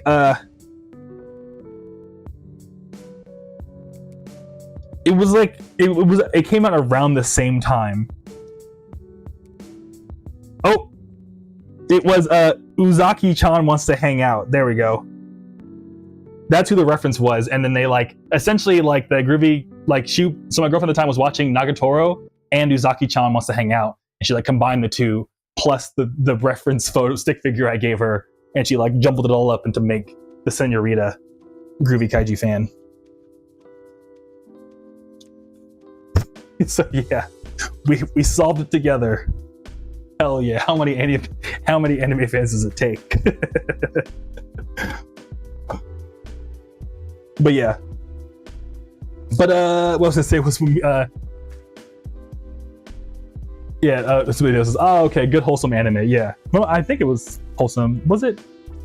Yeah, it was. Okay, cool. You know, anime, you never know. It's like, uh-oh. 1 second it could be wholesome, and 1 second it could not. Rose says, yay! But what was I gonna say about this anime?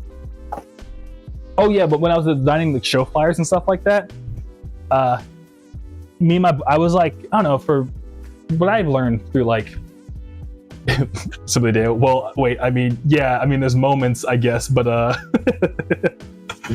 wholesome in terms of like 80% of the time it's wholesome. Yeah.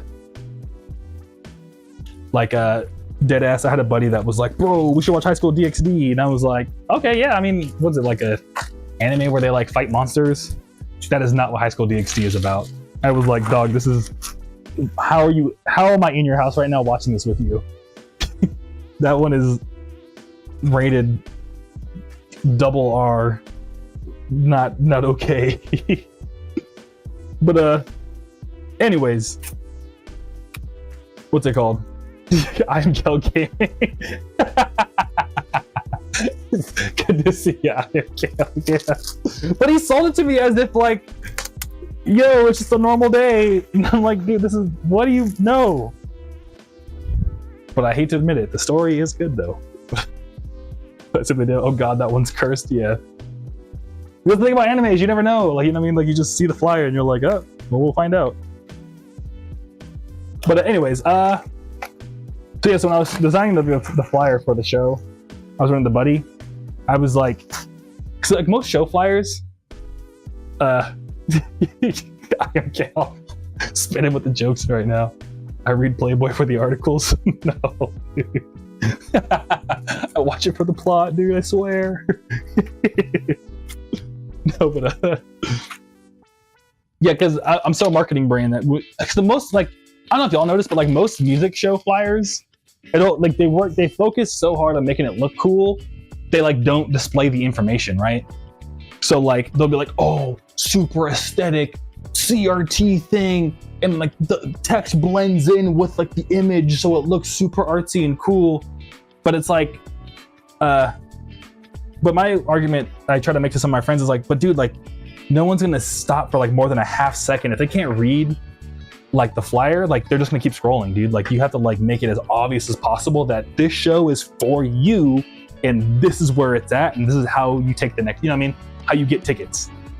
Like those are the number one and two things. Like what is the thing that makes them go, oh, this show is for me, and then what do I go next to go get the show, you know what I mean? But real quick, Dale says, that is my only defense if I pick up an anime that's unexpectedly like that. Yeah, exactly. Yeah, because sometimes you watch an anime and it's like halfway through, you're like, wait a minute. Like, not even on like the, you know, spicy side of things, even something like Elfen Lied. You would think Elfen Lied is just like a chill anime, but like, you know, 10 seconds in the first episode, you'd be like, wait, what the heck is going on? You know what I mean? Because like half the anime is like super wholesome and the other half is just like murder. It's like, what? But yeah, anyways, so when I was designing the flyer for the Crystal Nostalgia show I used to run, I was telling, my buddy was like, you know, he was like a really big artsy visual guy, And I was like, dude, no, like, trust me, we need to just, the two things we need to say is, here was the music you can expect us to play in Anime Girl. Everything else isn't important.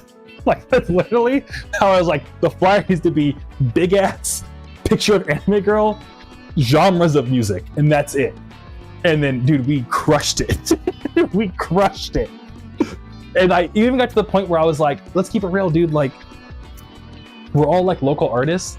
Like, if we're really honest with ourselves, no one's gonna be like, oh, I mean, so I found out through the data, I was maybe the only person people would maybe stop to be like, oh, like Groovy's playing, I gotta go. But like, not to be rude to my friends, but like, there's like 5 million people in LA, you know what I mean? And like, not everyone knows who, like, you know, who we all are. So like, no one's gonna be like, oh shit, you're telling me that like the homie from like my homies playing this show, bro, I gotta go. You know what I mean? Like, I gotta call off work to go to this. But if you say, yo, look, like, they're scrolling, oh shit, it's an Anime Girl, this is for me, and they look slightly to the left on their phone and they go, and they're playing City Pop, they click the link. Like, like, that is the thought process, to click link. You know what I mean? And it did really good.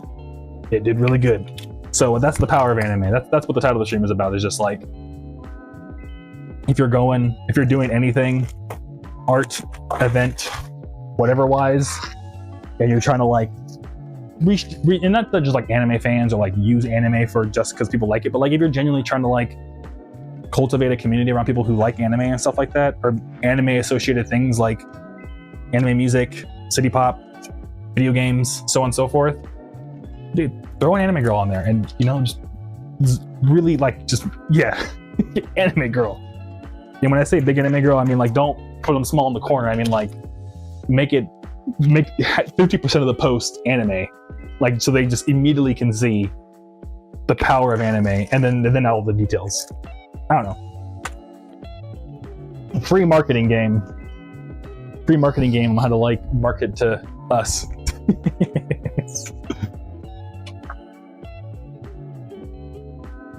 Kaiju-tan, yeah, exactly. Kaiju-tan win. Dude, people have asked me a lot, actually, IMKL is what I'm gonna, also, I hope you're doing good. And I hope it's okay to stay live on stream, but I hope the new baby's doing good too, dude. It's always good to hear from you. Yeah, you see how you're doing.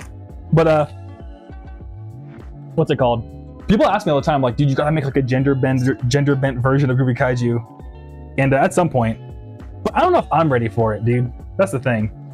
Because Godzilla's been doing some like funny things where they're taking some of their kaijus and doing like gender bent versions of them. Where like they have like, I mean, keeping it real, they have like Gigan, like the giant like scissor arm saw guy. And they did a gender bent version of that kaiju with like boobs, and it's just like, this is weird. You know what I mean? So I'm like, I'm still like, I don't know. It's just weird for me to think of like, how do I make it clear? How do I turn? Like, it's, I don't know, like, I've got enough furry brain to really make it happen. You know what I mean? I gotta consult with the furry council and how I do this the best, because I'm just not there. You know what I mean? So if I'm gonna do it, I'm gonna do it right. You know what I mean? I don't want to like, that's a lot of the stuff that I do, I don't want to like half do it. Like, if I'm gonna do it, I'm gonna find the right artist to make it happen. Yeah, Simply Dale. Okay, I'm so glad you understand what I'm saying. I feel like I sound like a maniac, but yeah, literally Simply Dale. It's like, how do you keep it serious without overdoing it? Exactly. Because I don't want to just be like, oh, look, Groovy Kaiju with like anime waifu looking groovy. You know what I mean? I want it to like genuinely look like, oh, hey, I don't know. Like, I bet like Michaela could crush it, but at the same time, and the thing is, I wouldn't know what to ask for at the same, you know what I mean? Like, I don't know how to like, I don't know, understand the direction myself, so I need to like hit up some of like the furry homies. I have a lot of them actually, surprisingly. Not even surprisingly, but 90s anime heroine with a Godzilla head. Oh, that works, yeah. Oh, okay. Yeah, future me when I rewatch the VOD. I'm saying it slow because I watch on 2x speed. But future me when I rewatch the VOD, perhaps gender bent Groovy Kaiju is 90s anime heroine with a Godzilla head. Thank you, I am Kale. I appreciate the tip. So I can totally imagine that, like if it was like Ranma 1/2, but with like a little like mask on or something, and I had like the sunglasses, and they were just like, yeah, that'd be pretty cool.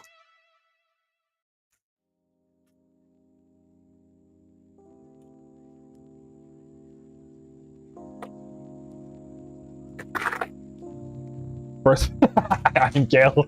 First one's free. Well, I know you know your business too, man. I don't know. We could talk about equity. We could talk about, you know what I mean. We can get into that conversation at some point. I'm kidding, but you know I'm playing along.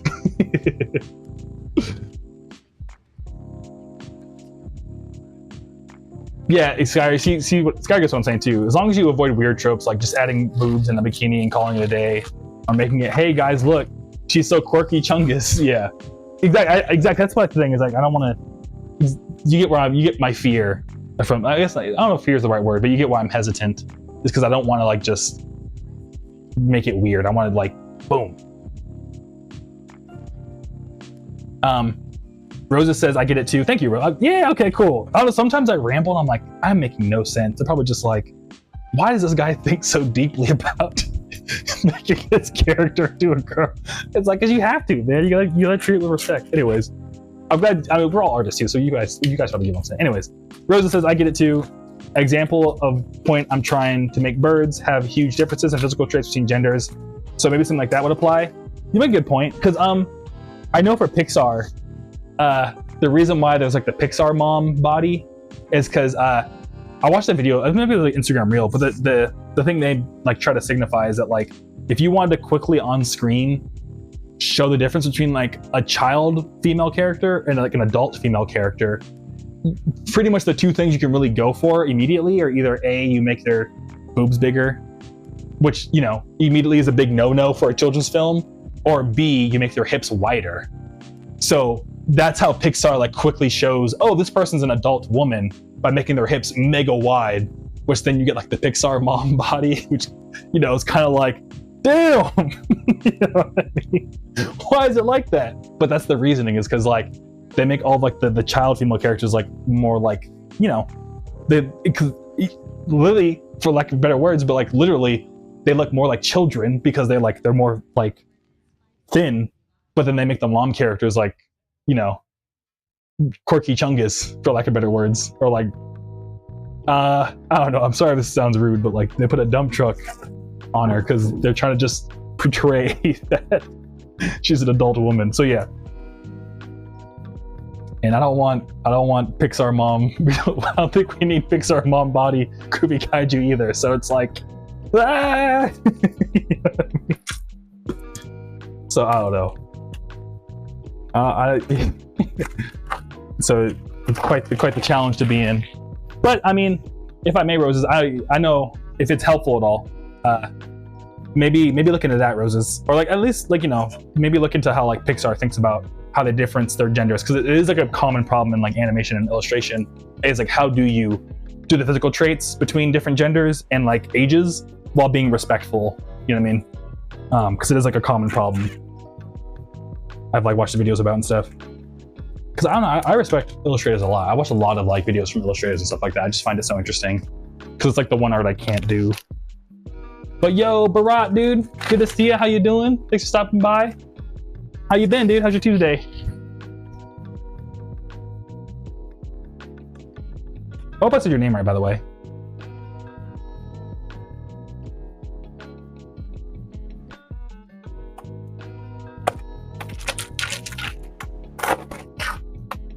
But yeah,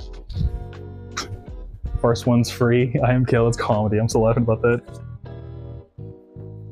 But yeah, okay. Actually, for real, this time, I'm gonna sign this last stack of CDs and then we'll call it there.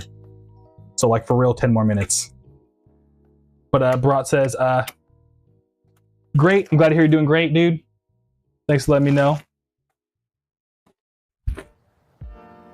And I am Kel says, sexual dimorphism lets you get creative with portraying male versus female if you're not constrained to humans without having to portray e.g. boobs. Yeah, for sure. I'll look into that because I actually haven't heard that term before.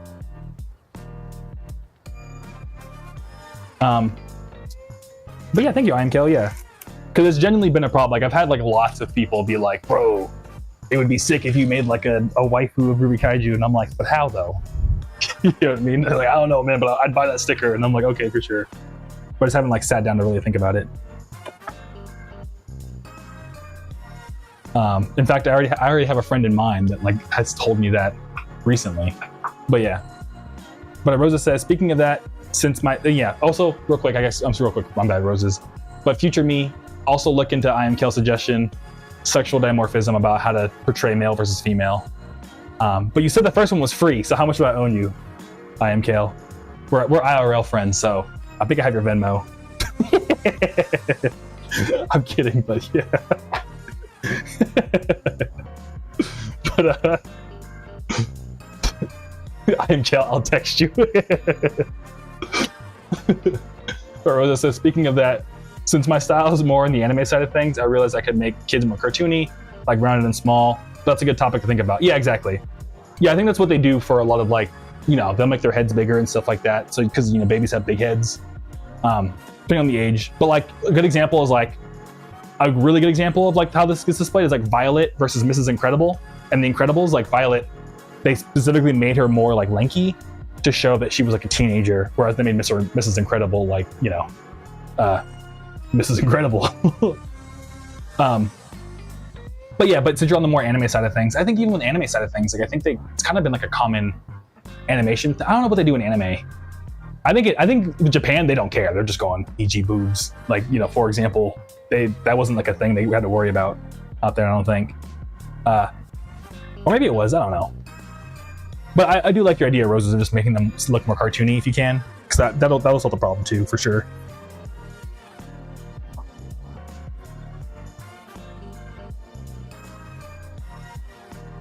But Zaku with the eyes, the face emoji. And Skyr says, just take the plush sticker and give it a purse. Yeah, yeah. That's one way to do it for sure. But I know you're just like making a joke. Cause yeah, I don't know. Yeah, trying to be respectful to the art is fun. It's fun but challenging.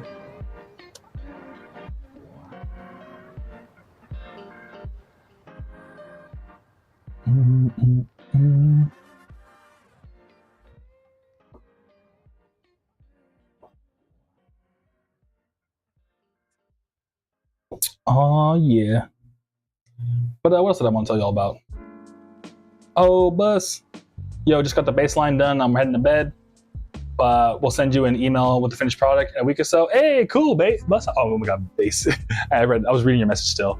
But dude, bus, that's sick, dude. I'm glad to hear. And yeah, I'm excited to hear it, dude. I'm stoked to get that email, and have a nice night, man. Thanks for stopping by again and, you know, asking and let me send you that email of all the downloads and everything. I appreciate it, dude.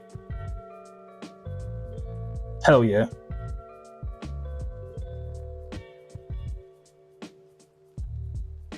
But Star Wars says hydrate, thank you, yeah. Actually, I was like, I guess some of the talking I actually do forget to like drink water.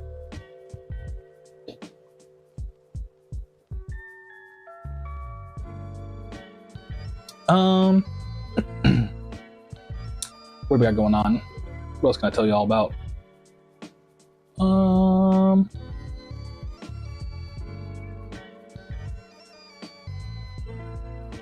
Oh yeah, I think the next stream, not the next stream, but I told my buddy, I have a buddy, Zaku knows them, Mick. I told Mick a long time ago that I would do like a whole PowerPoint kind of video on how I ran that Crystal Nostalgia show. So I think what I'm gonna do for Mick is next stream maybe, I might just go ahead and like, honestly y'all, just like make a quick outline of everything I want to tell Mick and then just like tell it here and then send Mick the video. Because I like told him like a year ago I'd make that video. I just still haven't had the time. Because really it's just like, you know, free game. Just like from step one all the way to, yeah. But just in case anyone here also is ever like, I've always wanted to throw my own show or something with like all my favorite like local friends and stuff. I feel like it could be helpful.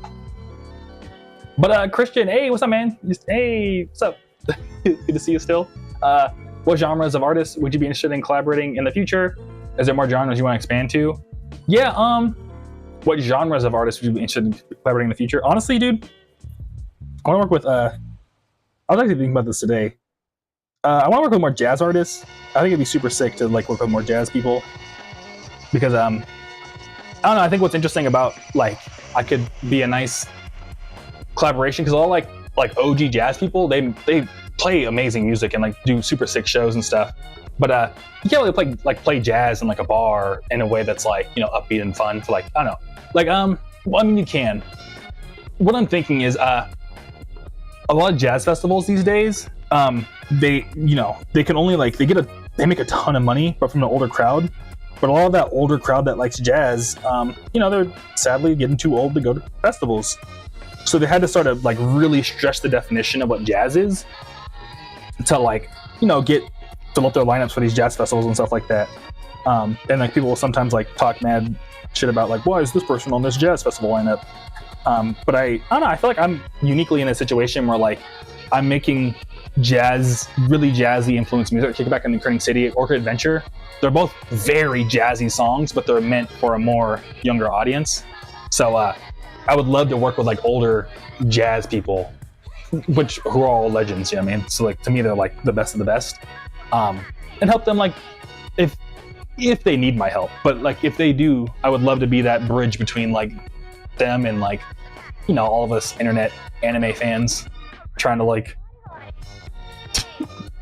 dissect like the animation of a Pixar mom and how do we apply that to anime. People like us who are like, those are the kind of things that we like, you know what I mean? So I feel like I could be useful, and it would just be one of a dream collaboration. And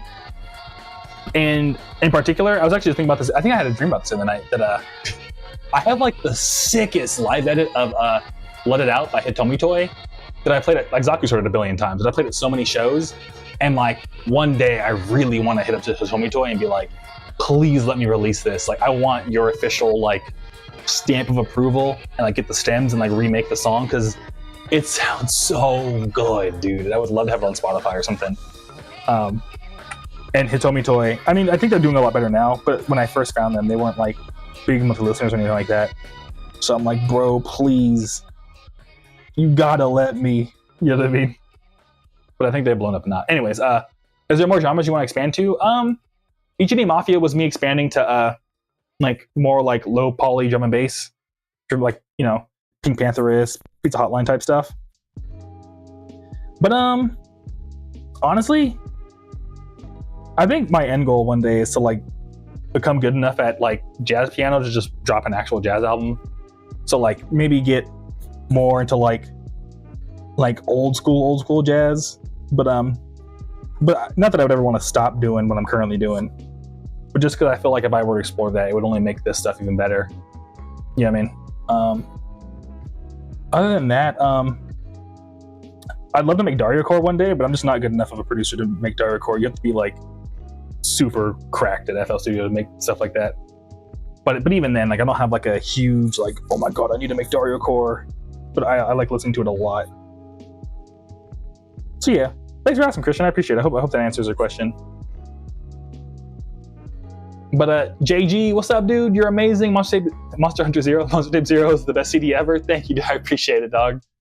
I appreciate the kind words. I'm honored to have made the best CD ever. And thanks for letting me know, dude.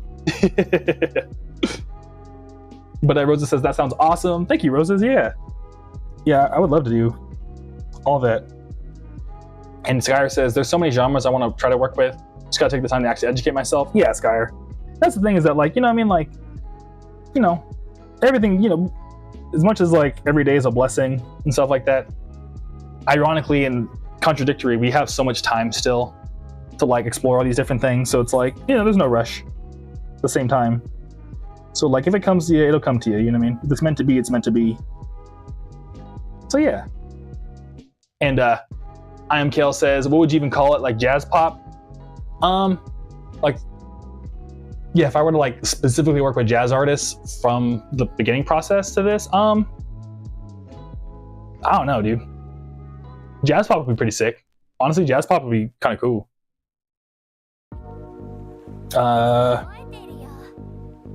Future Jazz would be kind of cool, but that also sounds kind of like silly.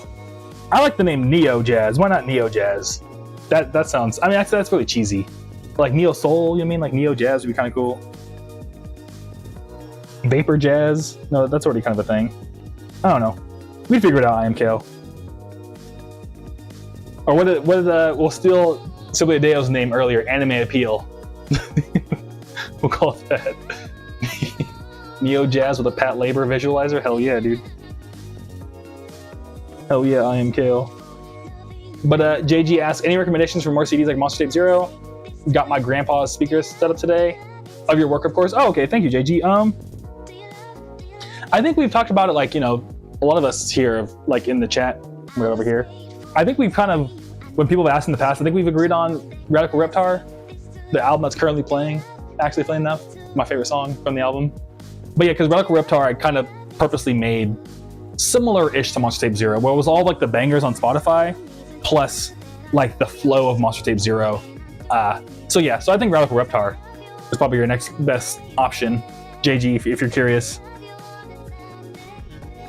But yeah, thanks for asking, JG. And I'm glad to hear you want to grab some more, man. That means a lot, for real, for real. For real, for real, for real.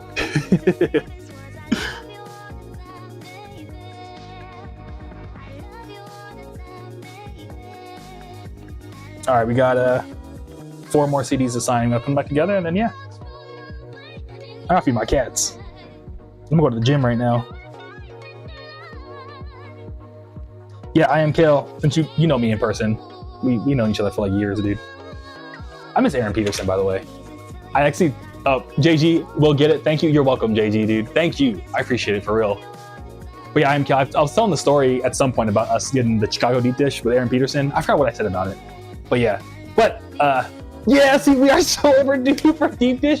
Dude, I feel so bad because I remember the last time we were supposed to go, I canceled and it made the whole thing fell apart. But if I may, it was because I had to go hang out with my girlfriend who I'm with now. So, I mean, it was worth it, in air quotes, but I still am like, damn, I missed that deep dish. I'm lactose now, dude. I can't even eat it anymore. But, did you know me in person? I'm going to the gym, dude. Look, I'm ripped now, dude. I'm getting ripped. I don't know if you can see that well, but you saw it. Boom, boom, boom. I don't know. The first time I think it looked pretty good, but yeah, I'm getting like fucking priorities, man. I get it. Yeah. Damn, I'm scared. No, don't get scared. Kidding. But just crushing MacBooks. Yeah, dude. Just fucking close the lid and it just catches on fire. Yeah. But yeah, I've been going to the gym. I am Kale, dude. I'm getting ripped.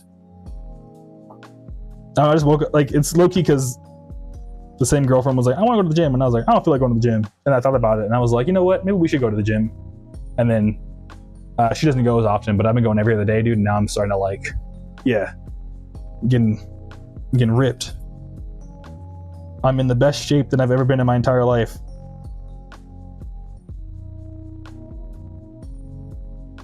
Real gains, yeah, dude. Oh, I am Kale. Were you here when I talked about the Discord thing? Because I am Kale also is an engineer, dude. I don't know if you were here for it, just in case. But dude, did I tell you that I applied to Discord and I didn't get the job? You missed it. Okay, yeah, I applied to Discord and I didn't get the job. And I was like, all right, whatever. And the reason why they told me I didn't get it was because I built like the like website. You know, I had to write some HTML or whatever, but I did it all from like Vanilla.js, and they were like, even though we told you can use whatever framework you want, including vanilla JavaScript, the guy that interviewed me was like, I didn't like the fact that you didn't use Create React app. But the thing is, Create React app had already been deprecated. So I was like, bruh. So there was a time I didn't get hired by Discord because I didn't use Create React app. After Dan Abramov already fucking deprecated it. I don't know if I ever told you that, but while you're here, I thought that'd be a funny story for you.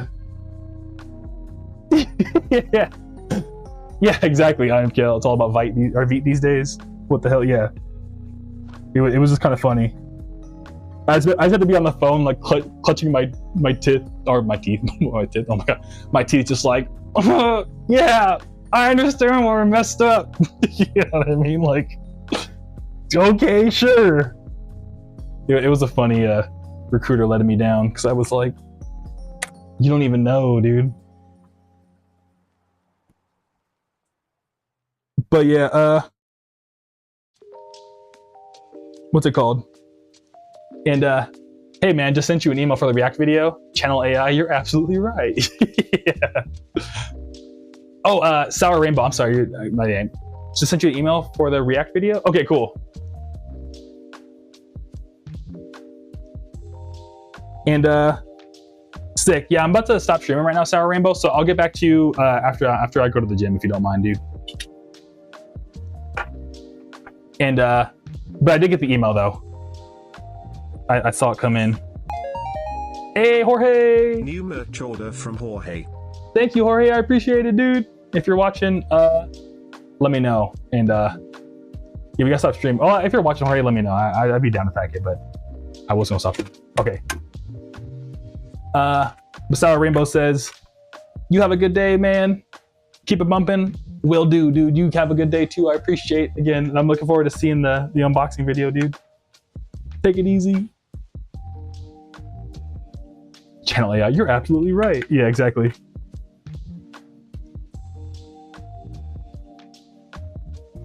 But sick. Yeah, shout out to Jorge, dude.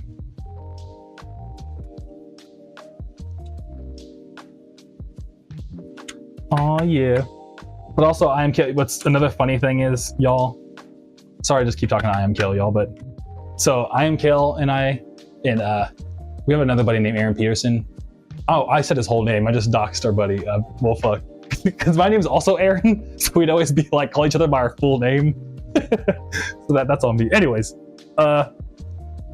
what's it called? Yeah, they were like a super big like, bro, we gotta start a business. And I was always like, no, man, I'm just gonna be an engineer. And it's kind of funny because I really wish I could go back in time and be like, you fool! You will one day run your own music business. You know what I mean? Listen to what I am Kale and Aaron are saying. Write it down. Write it down before it's too late.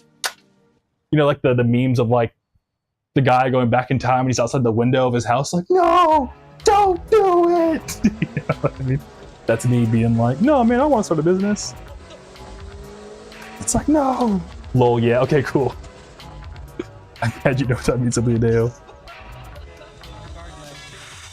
Like, I saw a funny one of like some guy. I mean, it's super random, but like he's like a Chicago Bears fan, like the football team, and like they're notoriously bad. I think they're doing good right now though, but historically they've done like really bad. And it's like him outside the window where his dad's giving him like a Bears jersey, and he's like, "No, Dad, don't do it."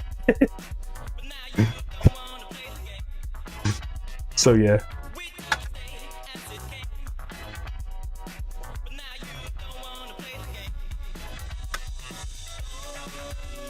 Be mistaken. But yeah. Yeah, we're gonna put these last few CDs together. Oh damn! Whoa, Mauro! From Mauro. Mauro. That's funny. I like the TTS. Thank you, Mauro. Or Mauro. If you're watching, let me know. I appreciate it. I could try to pack it for you like really, really quick.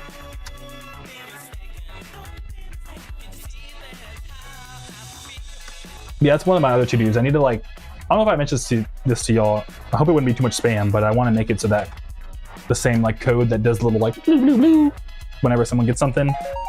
Oh my God. New merch order from Everin. Thank you, Everin. If you're watching, let me know. I'll pack it for you. But yeah, when it does that, on the iPad, I can't see that. So I want to make it so when, what's it called? Oh my God. So I could see it on the iPad over there.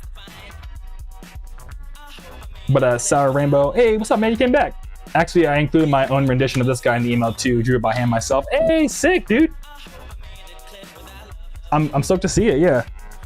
Yeah, if you don't mind, I gotta feed my cats after this. I'm gonna go to the gym, but then my plan after that is to reply to all my emails. Cause I ain't gonna lie to you, dog. My bad, but I low-key got like 20. I gotta reply to. I'm sure to with y'all. But like every other day, I catch up on emails. But I also want to go before the gym closes too. So I'm like, it's like 10 o'clock over by me. But Simply Dale, speaking of what, man? Oh, the alert. I get what you're saying. Okay. No, I know what you're speaking of which. Lamau.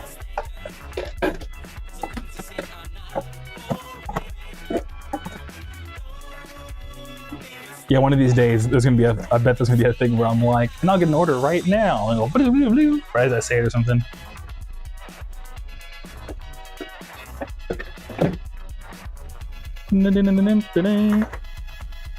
Also, another thing, next time too, I want to talk about guardian angels. I guess yeah, I'll save it for next time. But does anyone here feel like they have a guardian angel? Is that just a me thing? Simply does this perfectly timed Twitch moments, clip it and ship it. Yeah, exactly, dude. But yeah, if you feel like next stream, I want to talk about guardian angel. Let me write it down too. So I've been thinking about that a lot. I mean, it's kind of brutal, my story, but I mean, brutal in like a sweet, adorable way, but also still kind of brutal.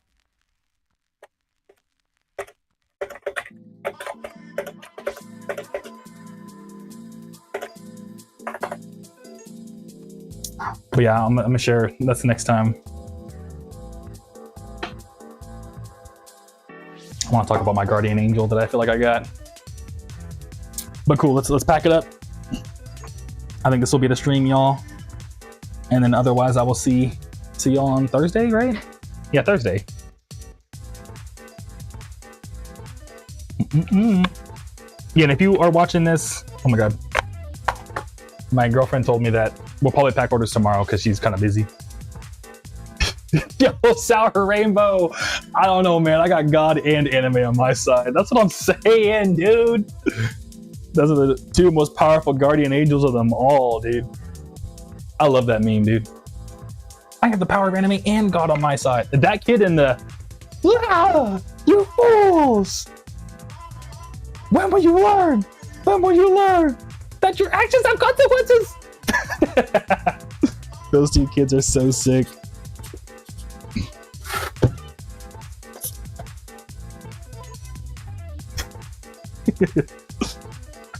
All right, y'all, we signed 100 Must-Tape Zero CDs.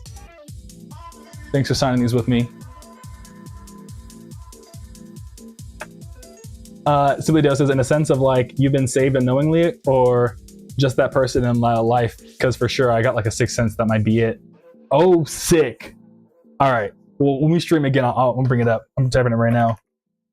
Simply Hideo got a sixth sense. Oh, damn. Yeah.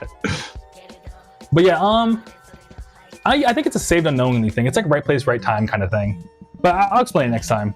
I'm sorry to tease you. Oh shit, there it goes. New merch order from Micah. Micah, I appreciate you, dude. If you're watching, I'm gonna go to the gym. I'm sorry. But Rosa says, good night, everyone. Take care. Yes, if y'all don't mind, I gotta go to the gym. I gotta keep working on these gains, dude. I'm not even that buff. But yeah. But yeah. Appreciate you stopping by as always. Simply Dale, Roses, Sour Rainbow, Skyer. I am Kale. All good. Get them gains, Sour Rainbow. Appreciate all y'all stopping by. And yeah, Christian, if you're still watching, Bus, Barat, good to see you. But yeah, okay, cool. I'll catch y'all around. And we stream again on Thursday. Same time as this, so like 5 o'clock PST, I think. So yeah, see y'all on the next one. Like Simply Dale says, peace, y'all. Take it easy.